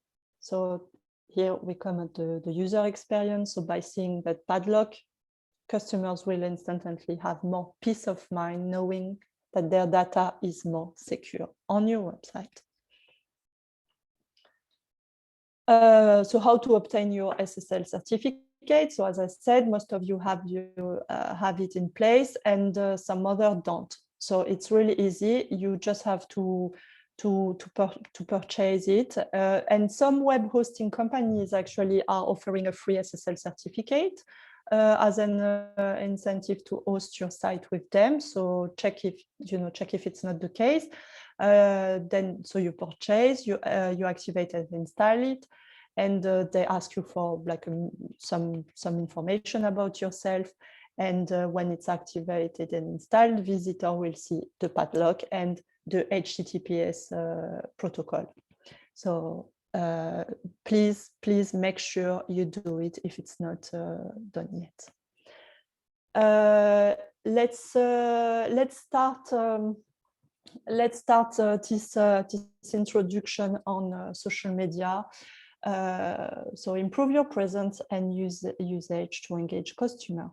So just before I start, today we will try just to understand more about what are the social media, their importance, and we will try to understand how they their algorithm, how they work. And next month during the workshop, we will go deeper on we will be more practical, and we will have we will do with you a lot of exercises, and we will try to be more practical. But let's first understand how they work, because if you don't understand how they work, you will never be able to to work on the social media the right way. So beyond sharing links to your website, social media is a great is of great interest to businesses using the right content on the right platform. It's always about choosing the right channel. And this is something that you really need to understand. What are the right social media for your business? Because again, here we have like you are not exactly in the same sector. I mean, you are all more like focused on tech and development and things like that. But some of you are a lot more e-commerce and having like a proper product, and some of you are more in the services. So yeah, you need to understand which social media is the best for your business. So it will really connect you with the right customer, with your target audience. So why social media are so important? So they connect with the target audience, they help you to build a community around your brand. They are relevant channel for doing business. They give you visibility. They give you a lot of information about the perception of your brand, and they allow you to have easy feedback about your product services. So social networking sites are now estimated to have 3.6 billion users. And these are the most recent figures, like they are from January 2021. So, and it's still expected to grow on mobile device usage. And okay, so when we look at these stats, number one, market leader, Facebook. Facebook was the first social network to surpass 1 billion registered accounts, and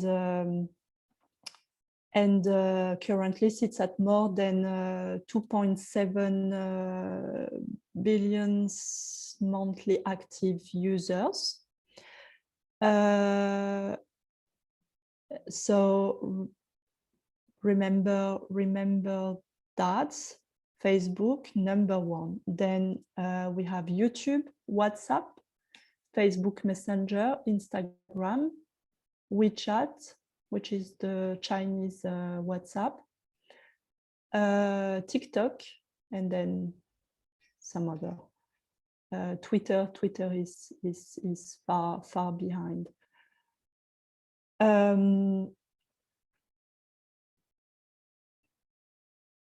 So let's start with Facebook, and let's look at more statistic related Facebook. So Facebook is the world third most visited website. So there is 2.7 billion Facebook monthly active users around the world, and 1.8 billion Facebook daily active users around the world. So it's at the third place, and it's only outranked by Google and YouTube. So when people spend time online, there's a good chance they're spending it on Facebook. So amongst countries with Facebook user, India by and far has the largest number of users with 320 million. So, and then it's followed by the United States, and then Indonesia. So when we look at the first the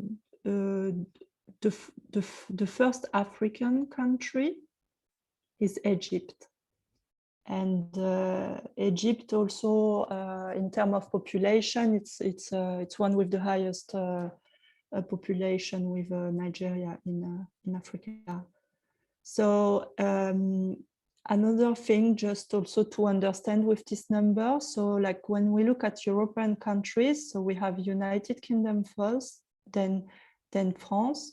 So 38 million users, France 33 million, and then Germany 29 million. But it comes, so it's more popular in the UK and France, okay.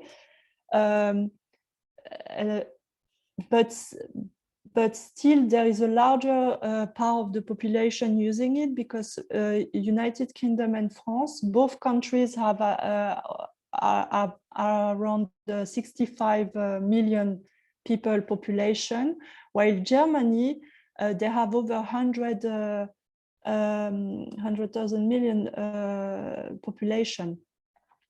So you see, it's not that popular in Germany compared to the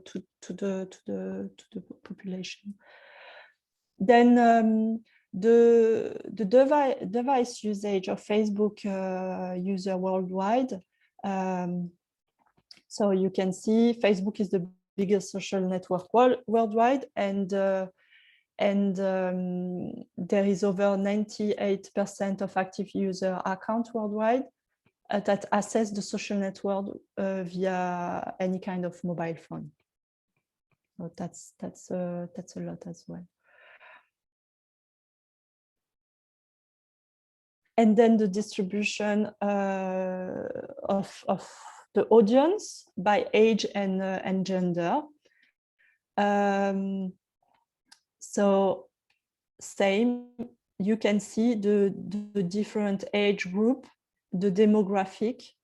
So 25 to 34 years old constitute the biggest demographic group of Facebook users. There is more male than men than women using it. So you need to keep this kind of statistics in mind as well, depending on who is your target. So is your target between this 25 34 group age group? If it's the case, so yeah, it's Facebook is a place for you. So Facebook optimization, let's try now to understand the algorithm. So we'll talk more theory here. However, you really need to understand the theory first to be able to practice the right way. So understanding the basics can help you with your content stand out. It will help you to build like a real content strategy that works with their algorithm. So, and both like the paid and organic strategy on Facebook. So it works like that. So we have the ranking content on your news feed is based on the inventory. Inventory represents the stock of all content that can display to a user on Facebook news feed, which fluctuates based on user activity once scrolling has begun. So this includes everything posted from friends to publisher to businesses. Then we have the signal, which is another ranking content which is the ranking is based on. So we have the signal. So signals represent the information that Facebook can gather about a piece of content. So signals are the single factor that you have control over. They are your inputs that Facebook interprets, like the type of content, the publisher, its age, purpose, and more. And you want your content to signal to Facebook that it's meaningful and relevant to your target audience. Then we have the predictions. So predictions represent the behavior of a user and how likely they are predicted to have a positive interaction with a content piece. So predictions take authentic engagement like comments, likes, and shares from real profile into account. And we have the final score. So this final score is the final number assigned to a piece of content based on the likelihood the user will respond positively to it. So this is how Facebook is noting the different the content published. So there's this 4 Facebook algorithm ranking signal to consider: relationship, content type, popularity, recency. So remember, relationship is the post from a person, business, news source, public figure that the user often engage with. The content type, what type of media is in the post and which type of media does the user interact with the most, like for example, videos, photo, link. Popularity, how are people who have already seen the post reacting to it? Are they sharing it, commenting on it, ignoring it? And then regency, you know, how new is the post? So newer posts are placed higher. So meaningful interaction are valued highest. So signal can be divided into two categories. So passive signals include like view time, story type, time posted, and other non-active metrics. And then we have active. So active signal includes likes, shares, comments, and other active events that will prompt the engagement. So you should tailor your content to promote positive engagement, or what Facebook has defined as meaningful interaction. They are really looking for meaningful interaction. So as you can see, the meaningful interaction, we have the comment section, the replies, the likes, and the shares. So they will really take that into consideration. So now, yes, someone, no? Okay. No questions here. Okay. So now let's have a look at Twitter. I let Christina take over. Thanks, Jana.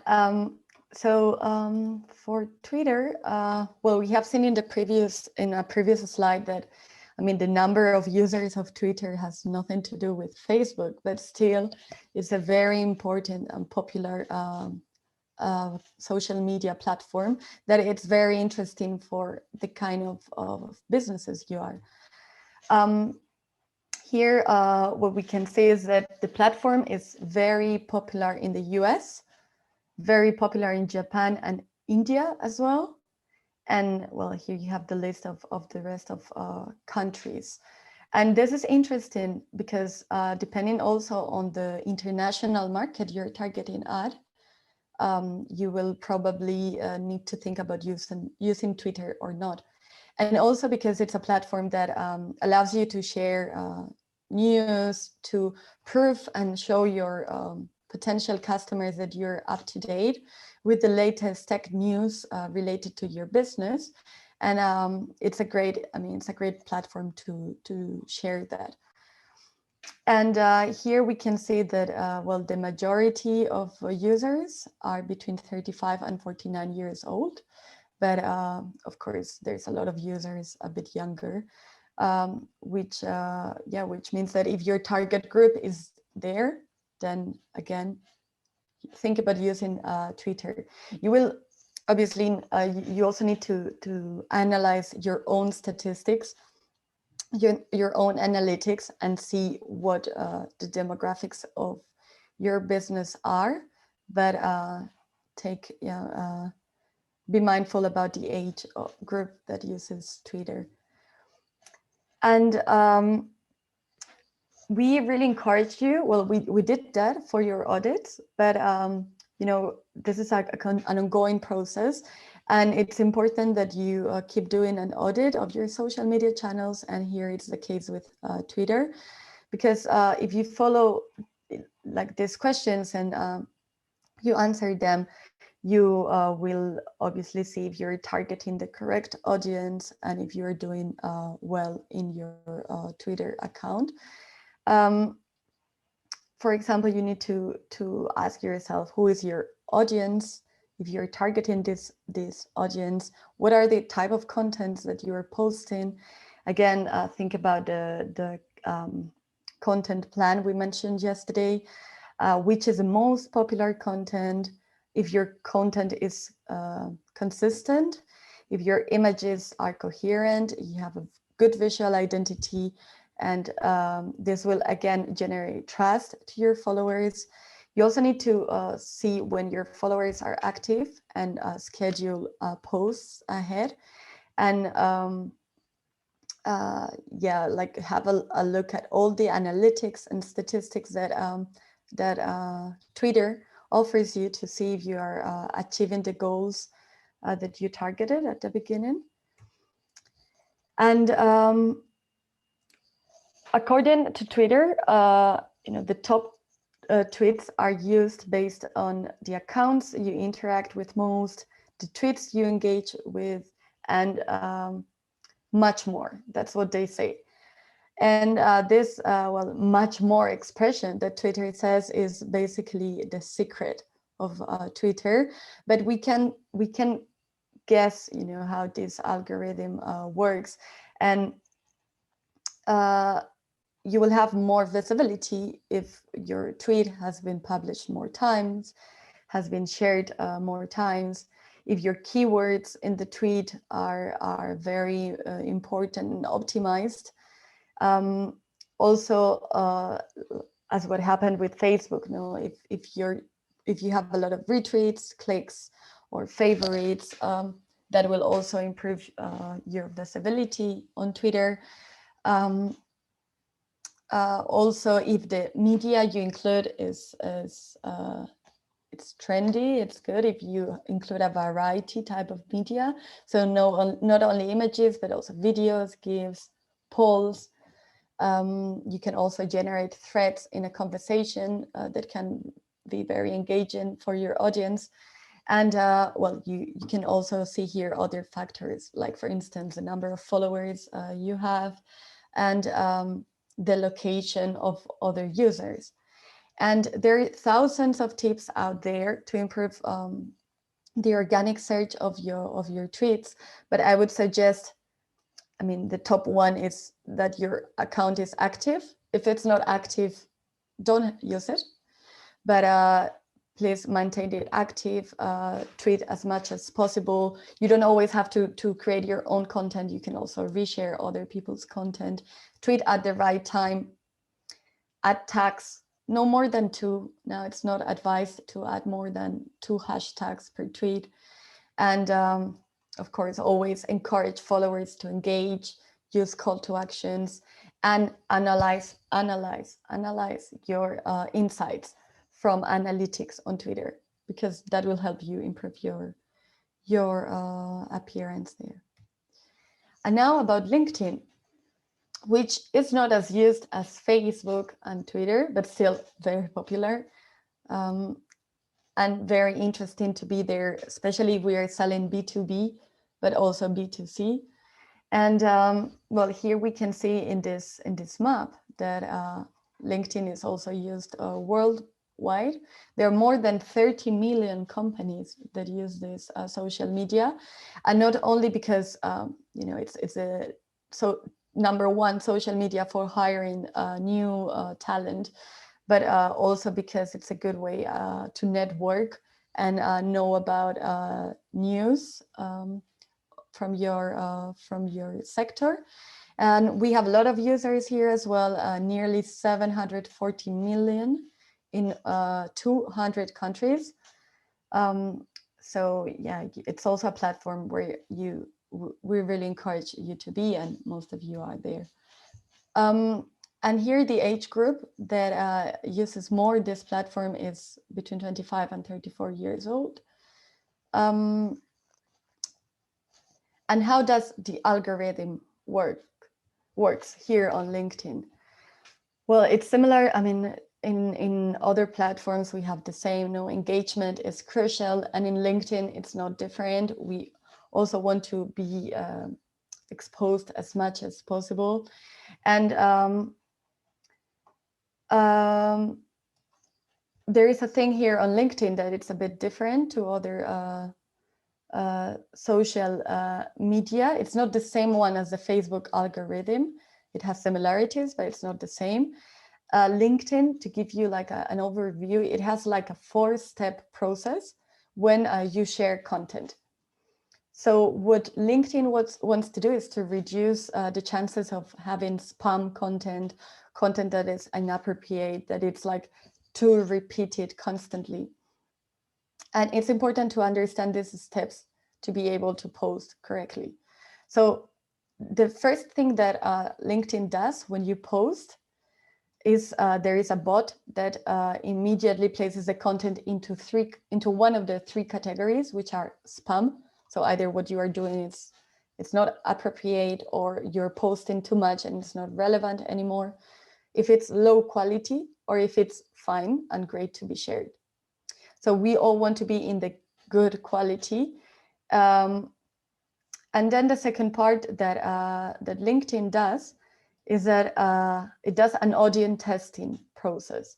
So once your content is approved, it's sent to a small audience to see how the content works, and if it works well, or if people mark it as, people share it, people give likes, that's going to go to the next phase.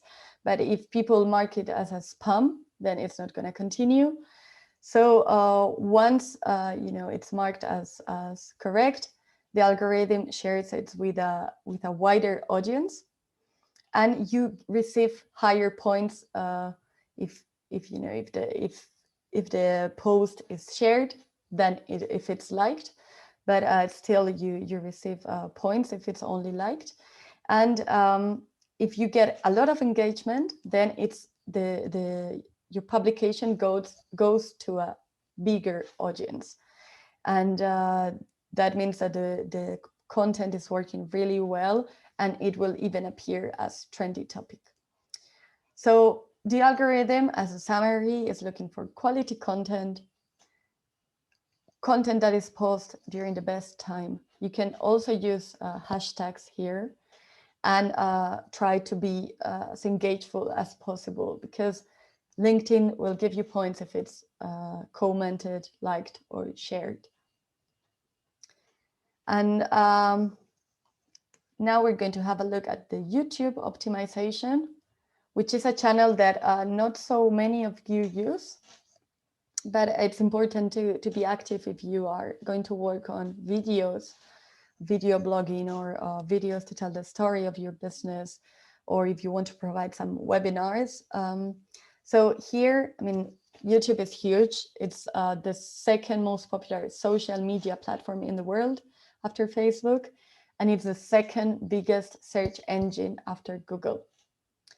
And yeah, I mean, it's very important to know how the algorithm works, because there are so many users, so many of people uploading videos there, that you really need to work on optimizing your profile here. And so here, the algorithm of YouTube is based on the factors here. The ones that you can really work on, it's the three first of them. The rest really depend on YouTube, so you can't really influence there. But so here, one thing that affects is the click-through rate. So of course, this is the likelihood of someone clicking on your video and after seeing it. Then we have the watch time, so the amount of time that viewers spend on your video. Also the number of videos that a user watches from your channel. How recently the user watches a video. If you have already been searched by this user, and so on. So all these are very important factors that affect the algorithm on YouTube. And some tips for optimization on YouTube are, again, use keywords, use a custom thumbnail. So, a small image that includes text and explains what your video is going to be about, because that's shown in the smaller snippets of video. Of course, if it's possible, translate your video. That will also give you points. You also have this function, which is automatically on YouTube to do so. Include call to actions, to get more subscribers, because that will also help you get more views, and it will affect the algorithm as well, and make your content as engagement as possible. And again, use YouTube analytics to monitor the views, the number of followers, and the characteristics of these followers so that you can target them better. And this is going to be very important. All these analytics, I mean, we repeat that, but it's going to be important for our workshop in May, because we'll work on not only analytics, but we'll work on paid advertisement for social media, and you need to know who your audience is there. And now Joanna will explain about Instagram. And we'll be done.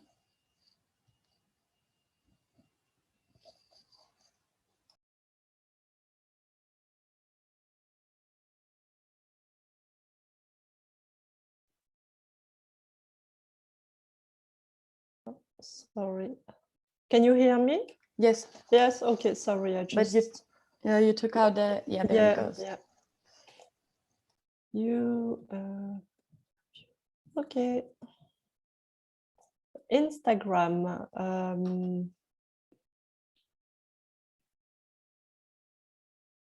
So in Instagram, today in our case, there is few of you only that's actually Instagram is relevant for just a few of you, I would say, not for all of you. But you know, it's important to understand Instagram as well, because it's big. So when it comes to the statistics, it's more than 1 billion Instagram monthly active users around the world. There is 90% of accounts that follow a business on Instagram, so yeah, having a presence can be relevant depending of your business, the type of business you want to do.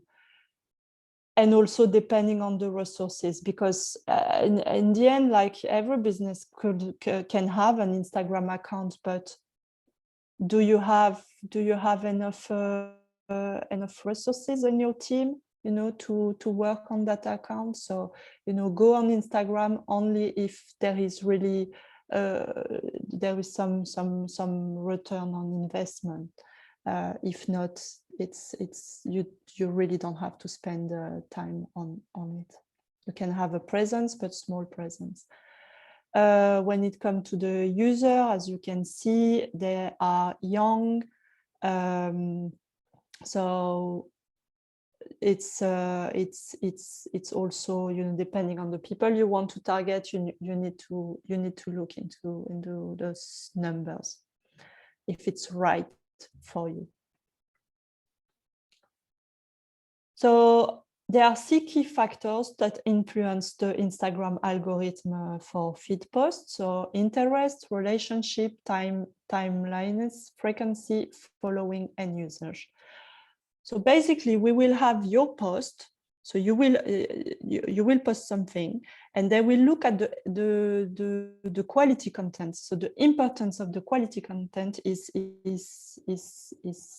there. So, and it's based on, you know, you post regularly, your followers are loyal, and you comment often on other user posts. So more you meet this criteria, more your post is likely to be pushed by Instagram.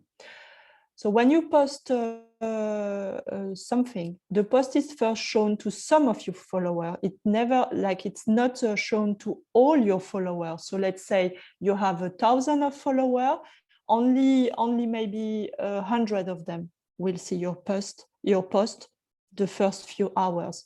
So and during these few hours, Instagram will check if your post generates a lot of interaction already with these 100 people, if users spend time on that specific post, and if your post is shared in direct messages, for example. So faster your post generates engagement, more it will be shown to your followers. So if the test with this 100 followers worked for Instagram, then it will start to showing the post to even more followers. There are some rating criteria. So if your follower often consult your profile, this is positive for you. Your post is recent, and the content of your post meets your follower expectation. So all of that need to be right from the start. One of the if you want to develop your Instagram, you really have like to spend quite a lot of time on it as well, because, and as well on Facebook, they like you can't be inactive in the sense of you have to be active as well. You need to follow other accounts, you need to comment, you need to like others as well. It's not just, you just don't wait for people to like you and to follow you on Instagram. No, you also need to follow other accounts. You need to like, you need to be active, and this will help with your own post and get a bigger audience.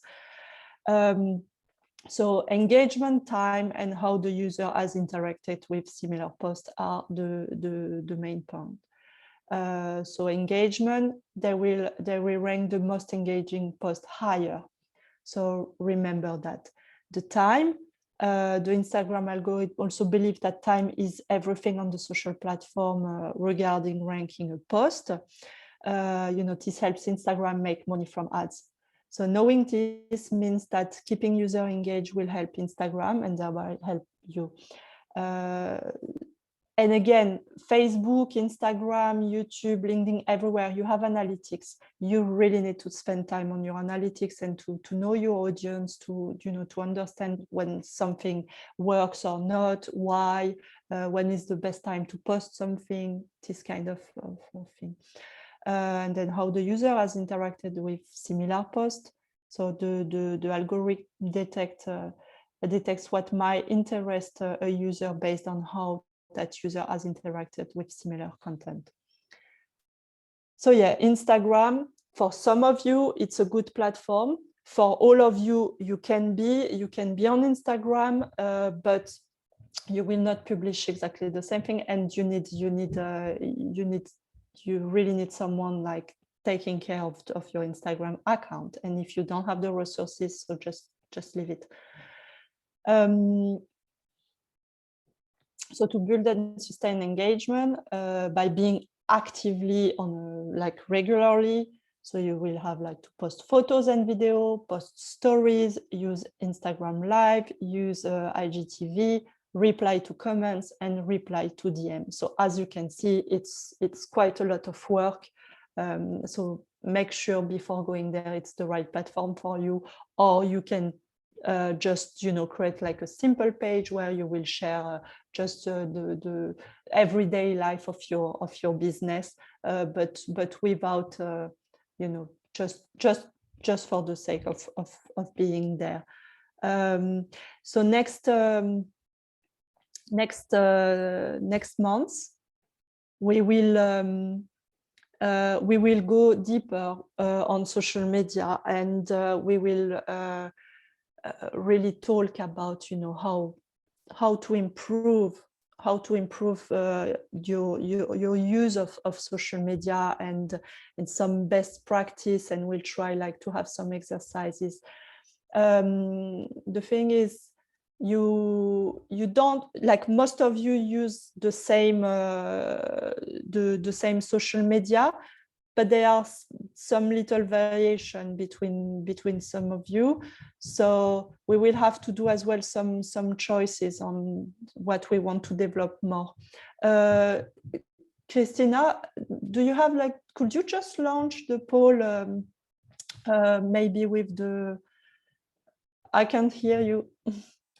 No, sorry. Yeah. So yes, so let's launch it now. So we have a few questions for you that will also help us to take the right direction next month for the workshops. So if you could just please just, the poll is, yeah, you launch it. Yeah, the poll is live, so take your time to answer that. And as Joanna says, the answers will help us really customize the workshops. And because we don't have much time neither, and each of the social media platform, for instance, is a whole world. So we really want to focus on the ones you're using and the ones that you are really interested to develop. Exactly. It's important for us, and we want to optimize the time during the workshops, and yeah.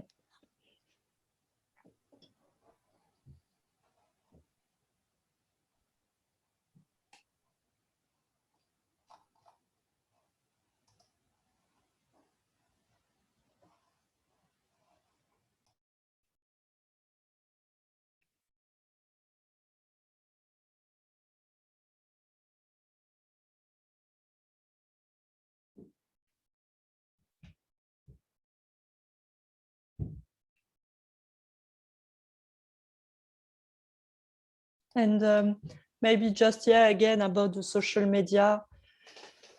It's, really, you really need to look into the stats and really to understand, the return of your investment in money and time on those platforms, because, yes, of course, you have to be on social media, but is it really where you must be? There is a lot of other channels to sell your services and to target the right customer, the right person that you want to target. So yeah, it's and also another, this is by experience. Maybe at some point, Facebook works for you, and then at some point it will not work anymore. Then maybe you have to be flexible and agile, how to change a bit your strategy. If today Facebook works, that's great, and if tomorrow it doesn't work, so move on something else. Don't spend much time on it, and then come back to Facebook, like maybe few weeks later, few months later. Be flexible and agile in your approach when you build your strategy, your marketing strategy. And yeah. Okay, so everyone voted, so I'm gonna end the poll. And okay, cool. Yeah.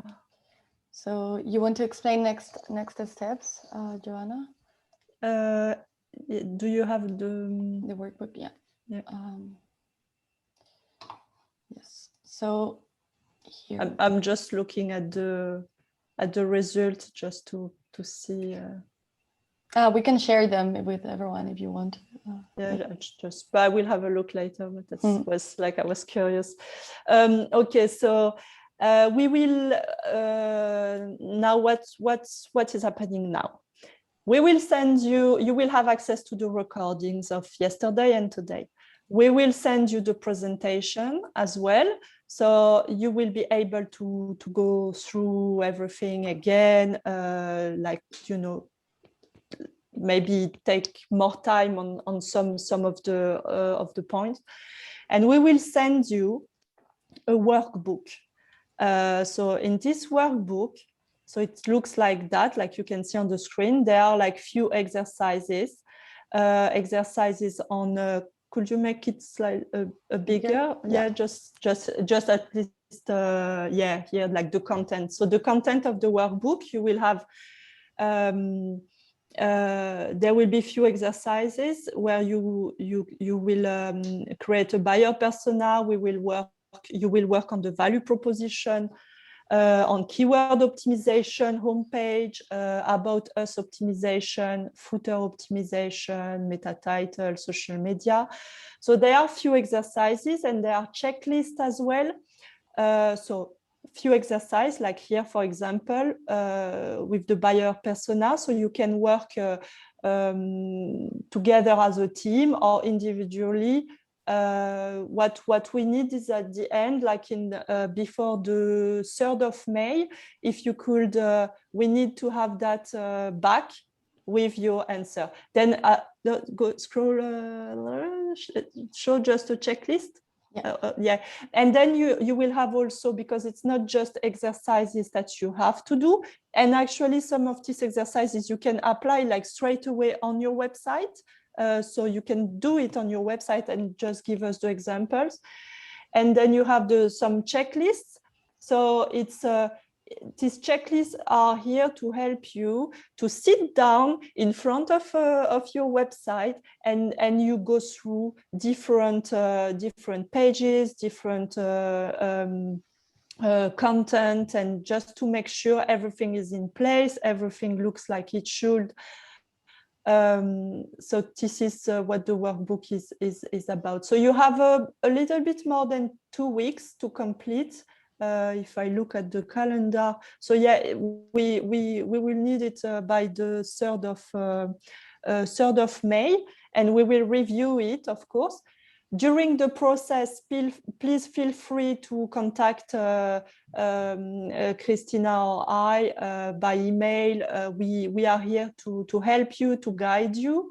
Don't be, yeah, there is a lot of tools as well in this workbook that you can use to do the exercises.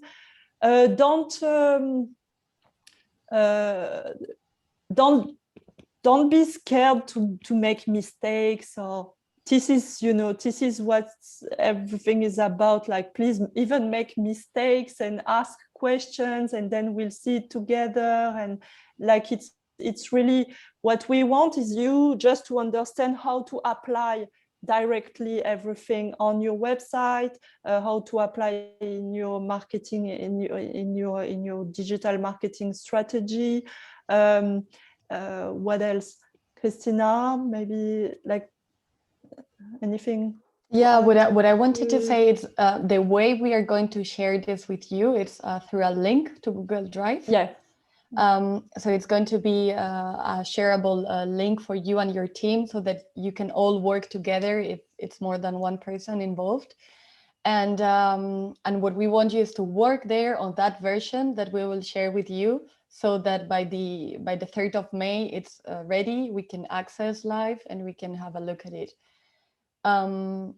But yes, it's going to be a shared document there for each of your companies. And yeah, I think that's all here. Well, you have the exercises, you have links to the different tools that can be useful for you and that we explored during the session. And yeah, I don't have anything else to add, Joanna. Just really ask us anything on the way, because it's always good to see where you have more issues, so that we can focus more on the workshops. Yeah, exactly. Because this, you know, these workbooks as well will help us maybe to point, like to review maybe quickly some of the elements during the workshops. So yes. And also be, yes, exactly. Well, yeah, I don't want to add anything else. I think like that. Yeah. And do you have any questions? Because we want to have questions from you as well. And the workshops will be much more interactive, because it's workshops, we'll do exercises live. So we really need you engaged with this energy that you had at 10 a.m. today. Yeah. So any questions?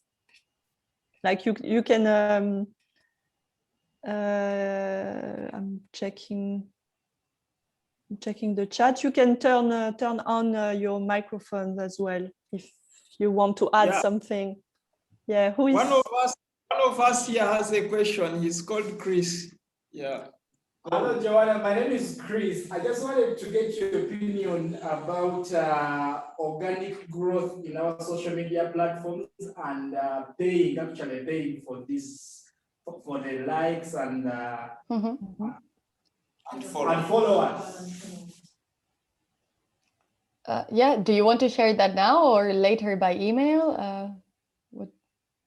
No, I wanted to get your opinion on what you think about companies like Clinic Master actually buying followers on their platform. Buying, yes, sorry. I didn't understand, sorry. Yeah. I would, no, I will, don't buy followers. Don't buy followers. This is not a good practice. Don't buy followers, because you will buy followers that are absolutely not relevant and not interested and even not active accounts. Yeah.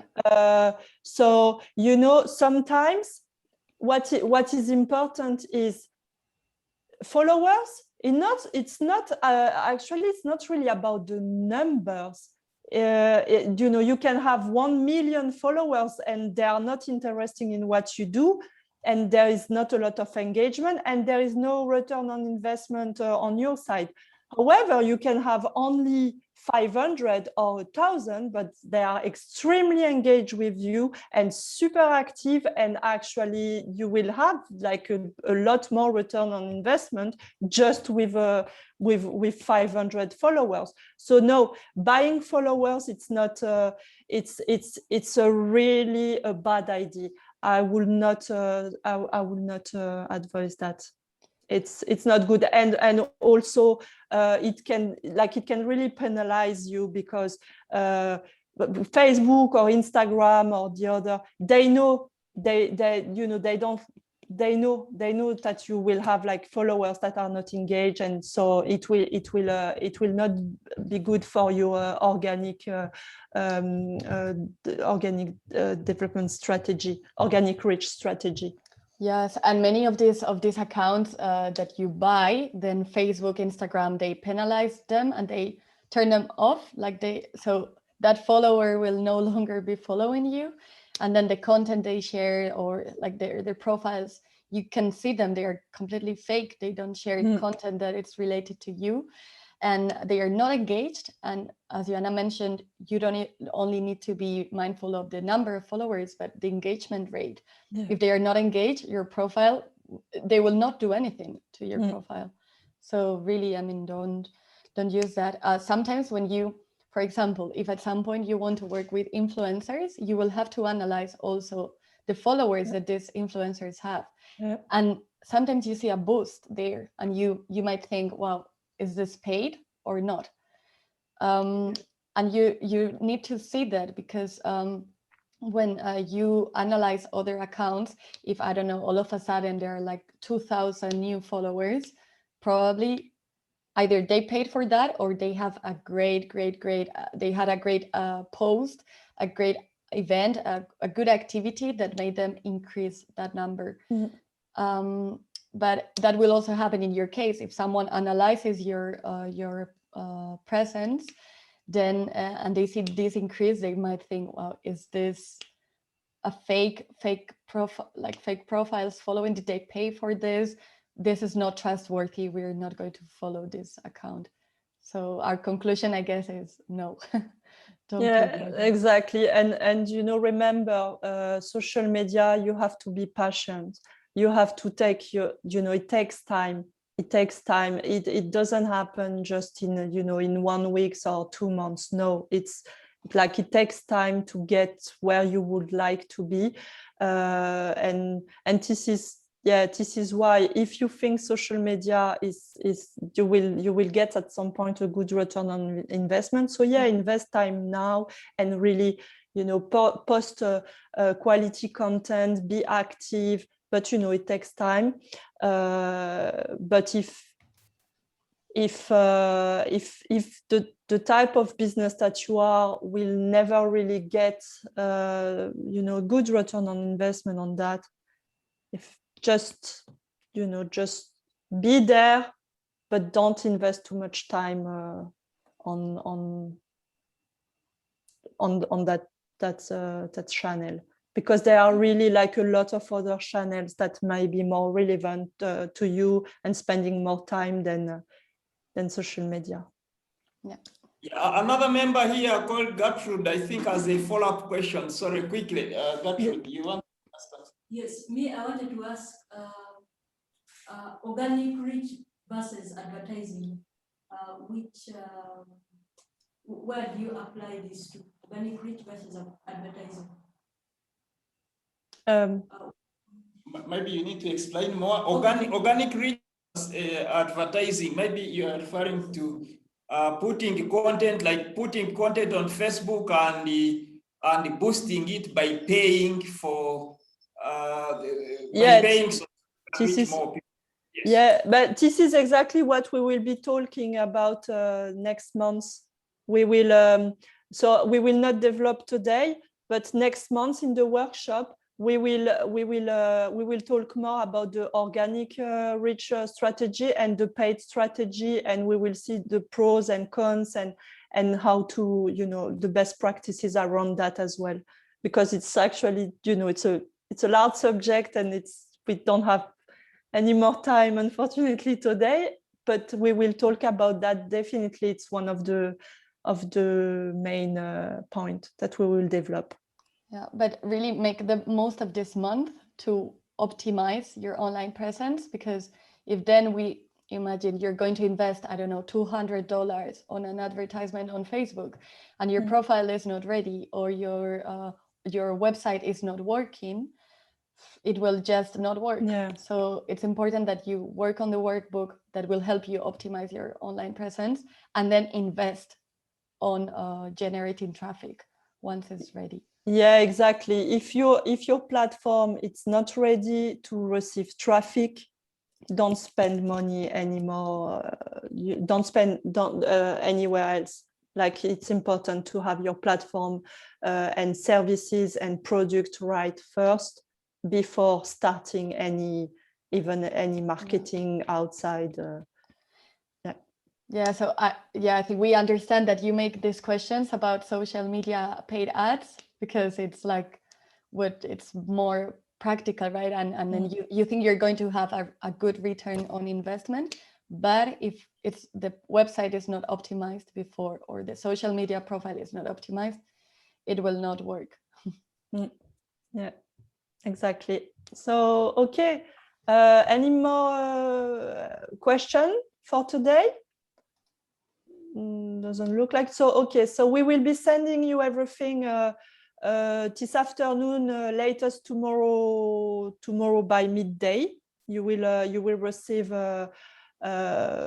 recordings, presentation, workbook, and and the details for the next few weeks.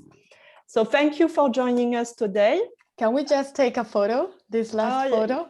If people could turn on the camera. Okay, great. That would we be have nice. More people joining. Yeah, we have more people, yes. We have William. We have Brim, Paul. Cool. One more, can we have? Yeah, we have more. Rebecca. Nice. So who's taking the picture? I take the photo. Okay. Okay.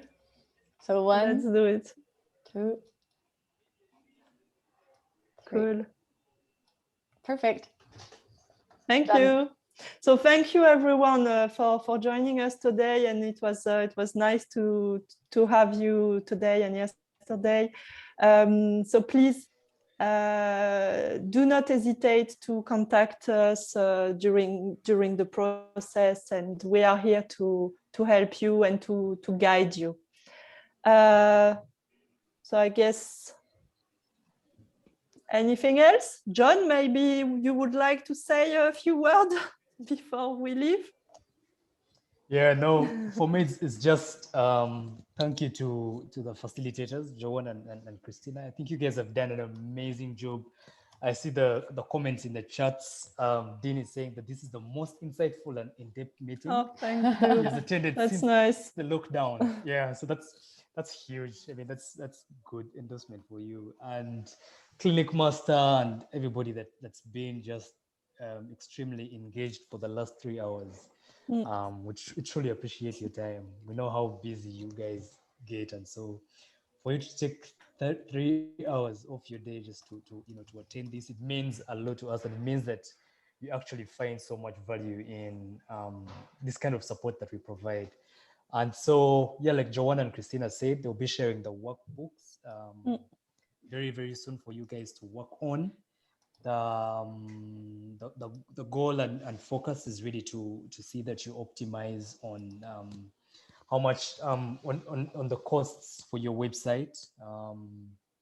And yeah, I think the slides will be shared, the recording as well.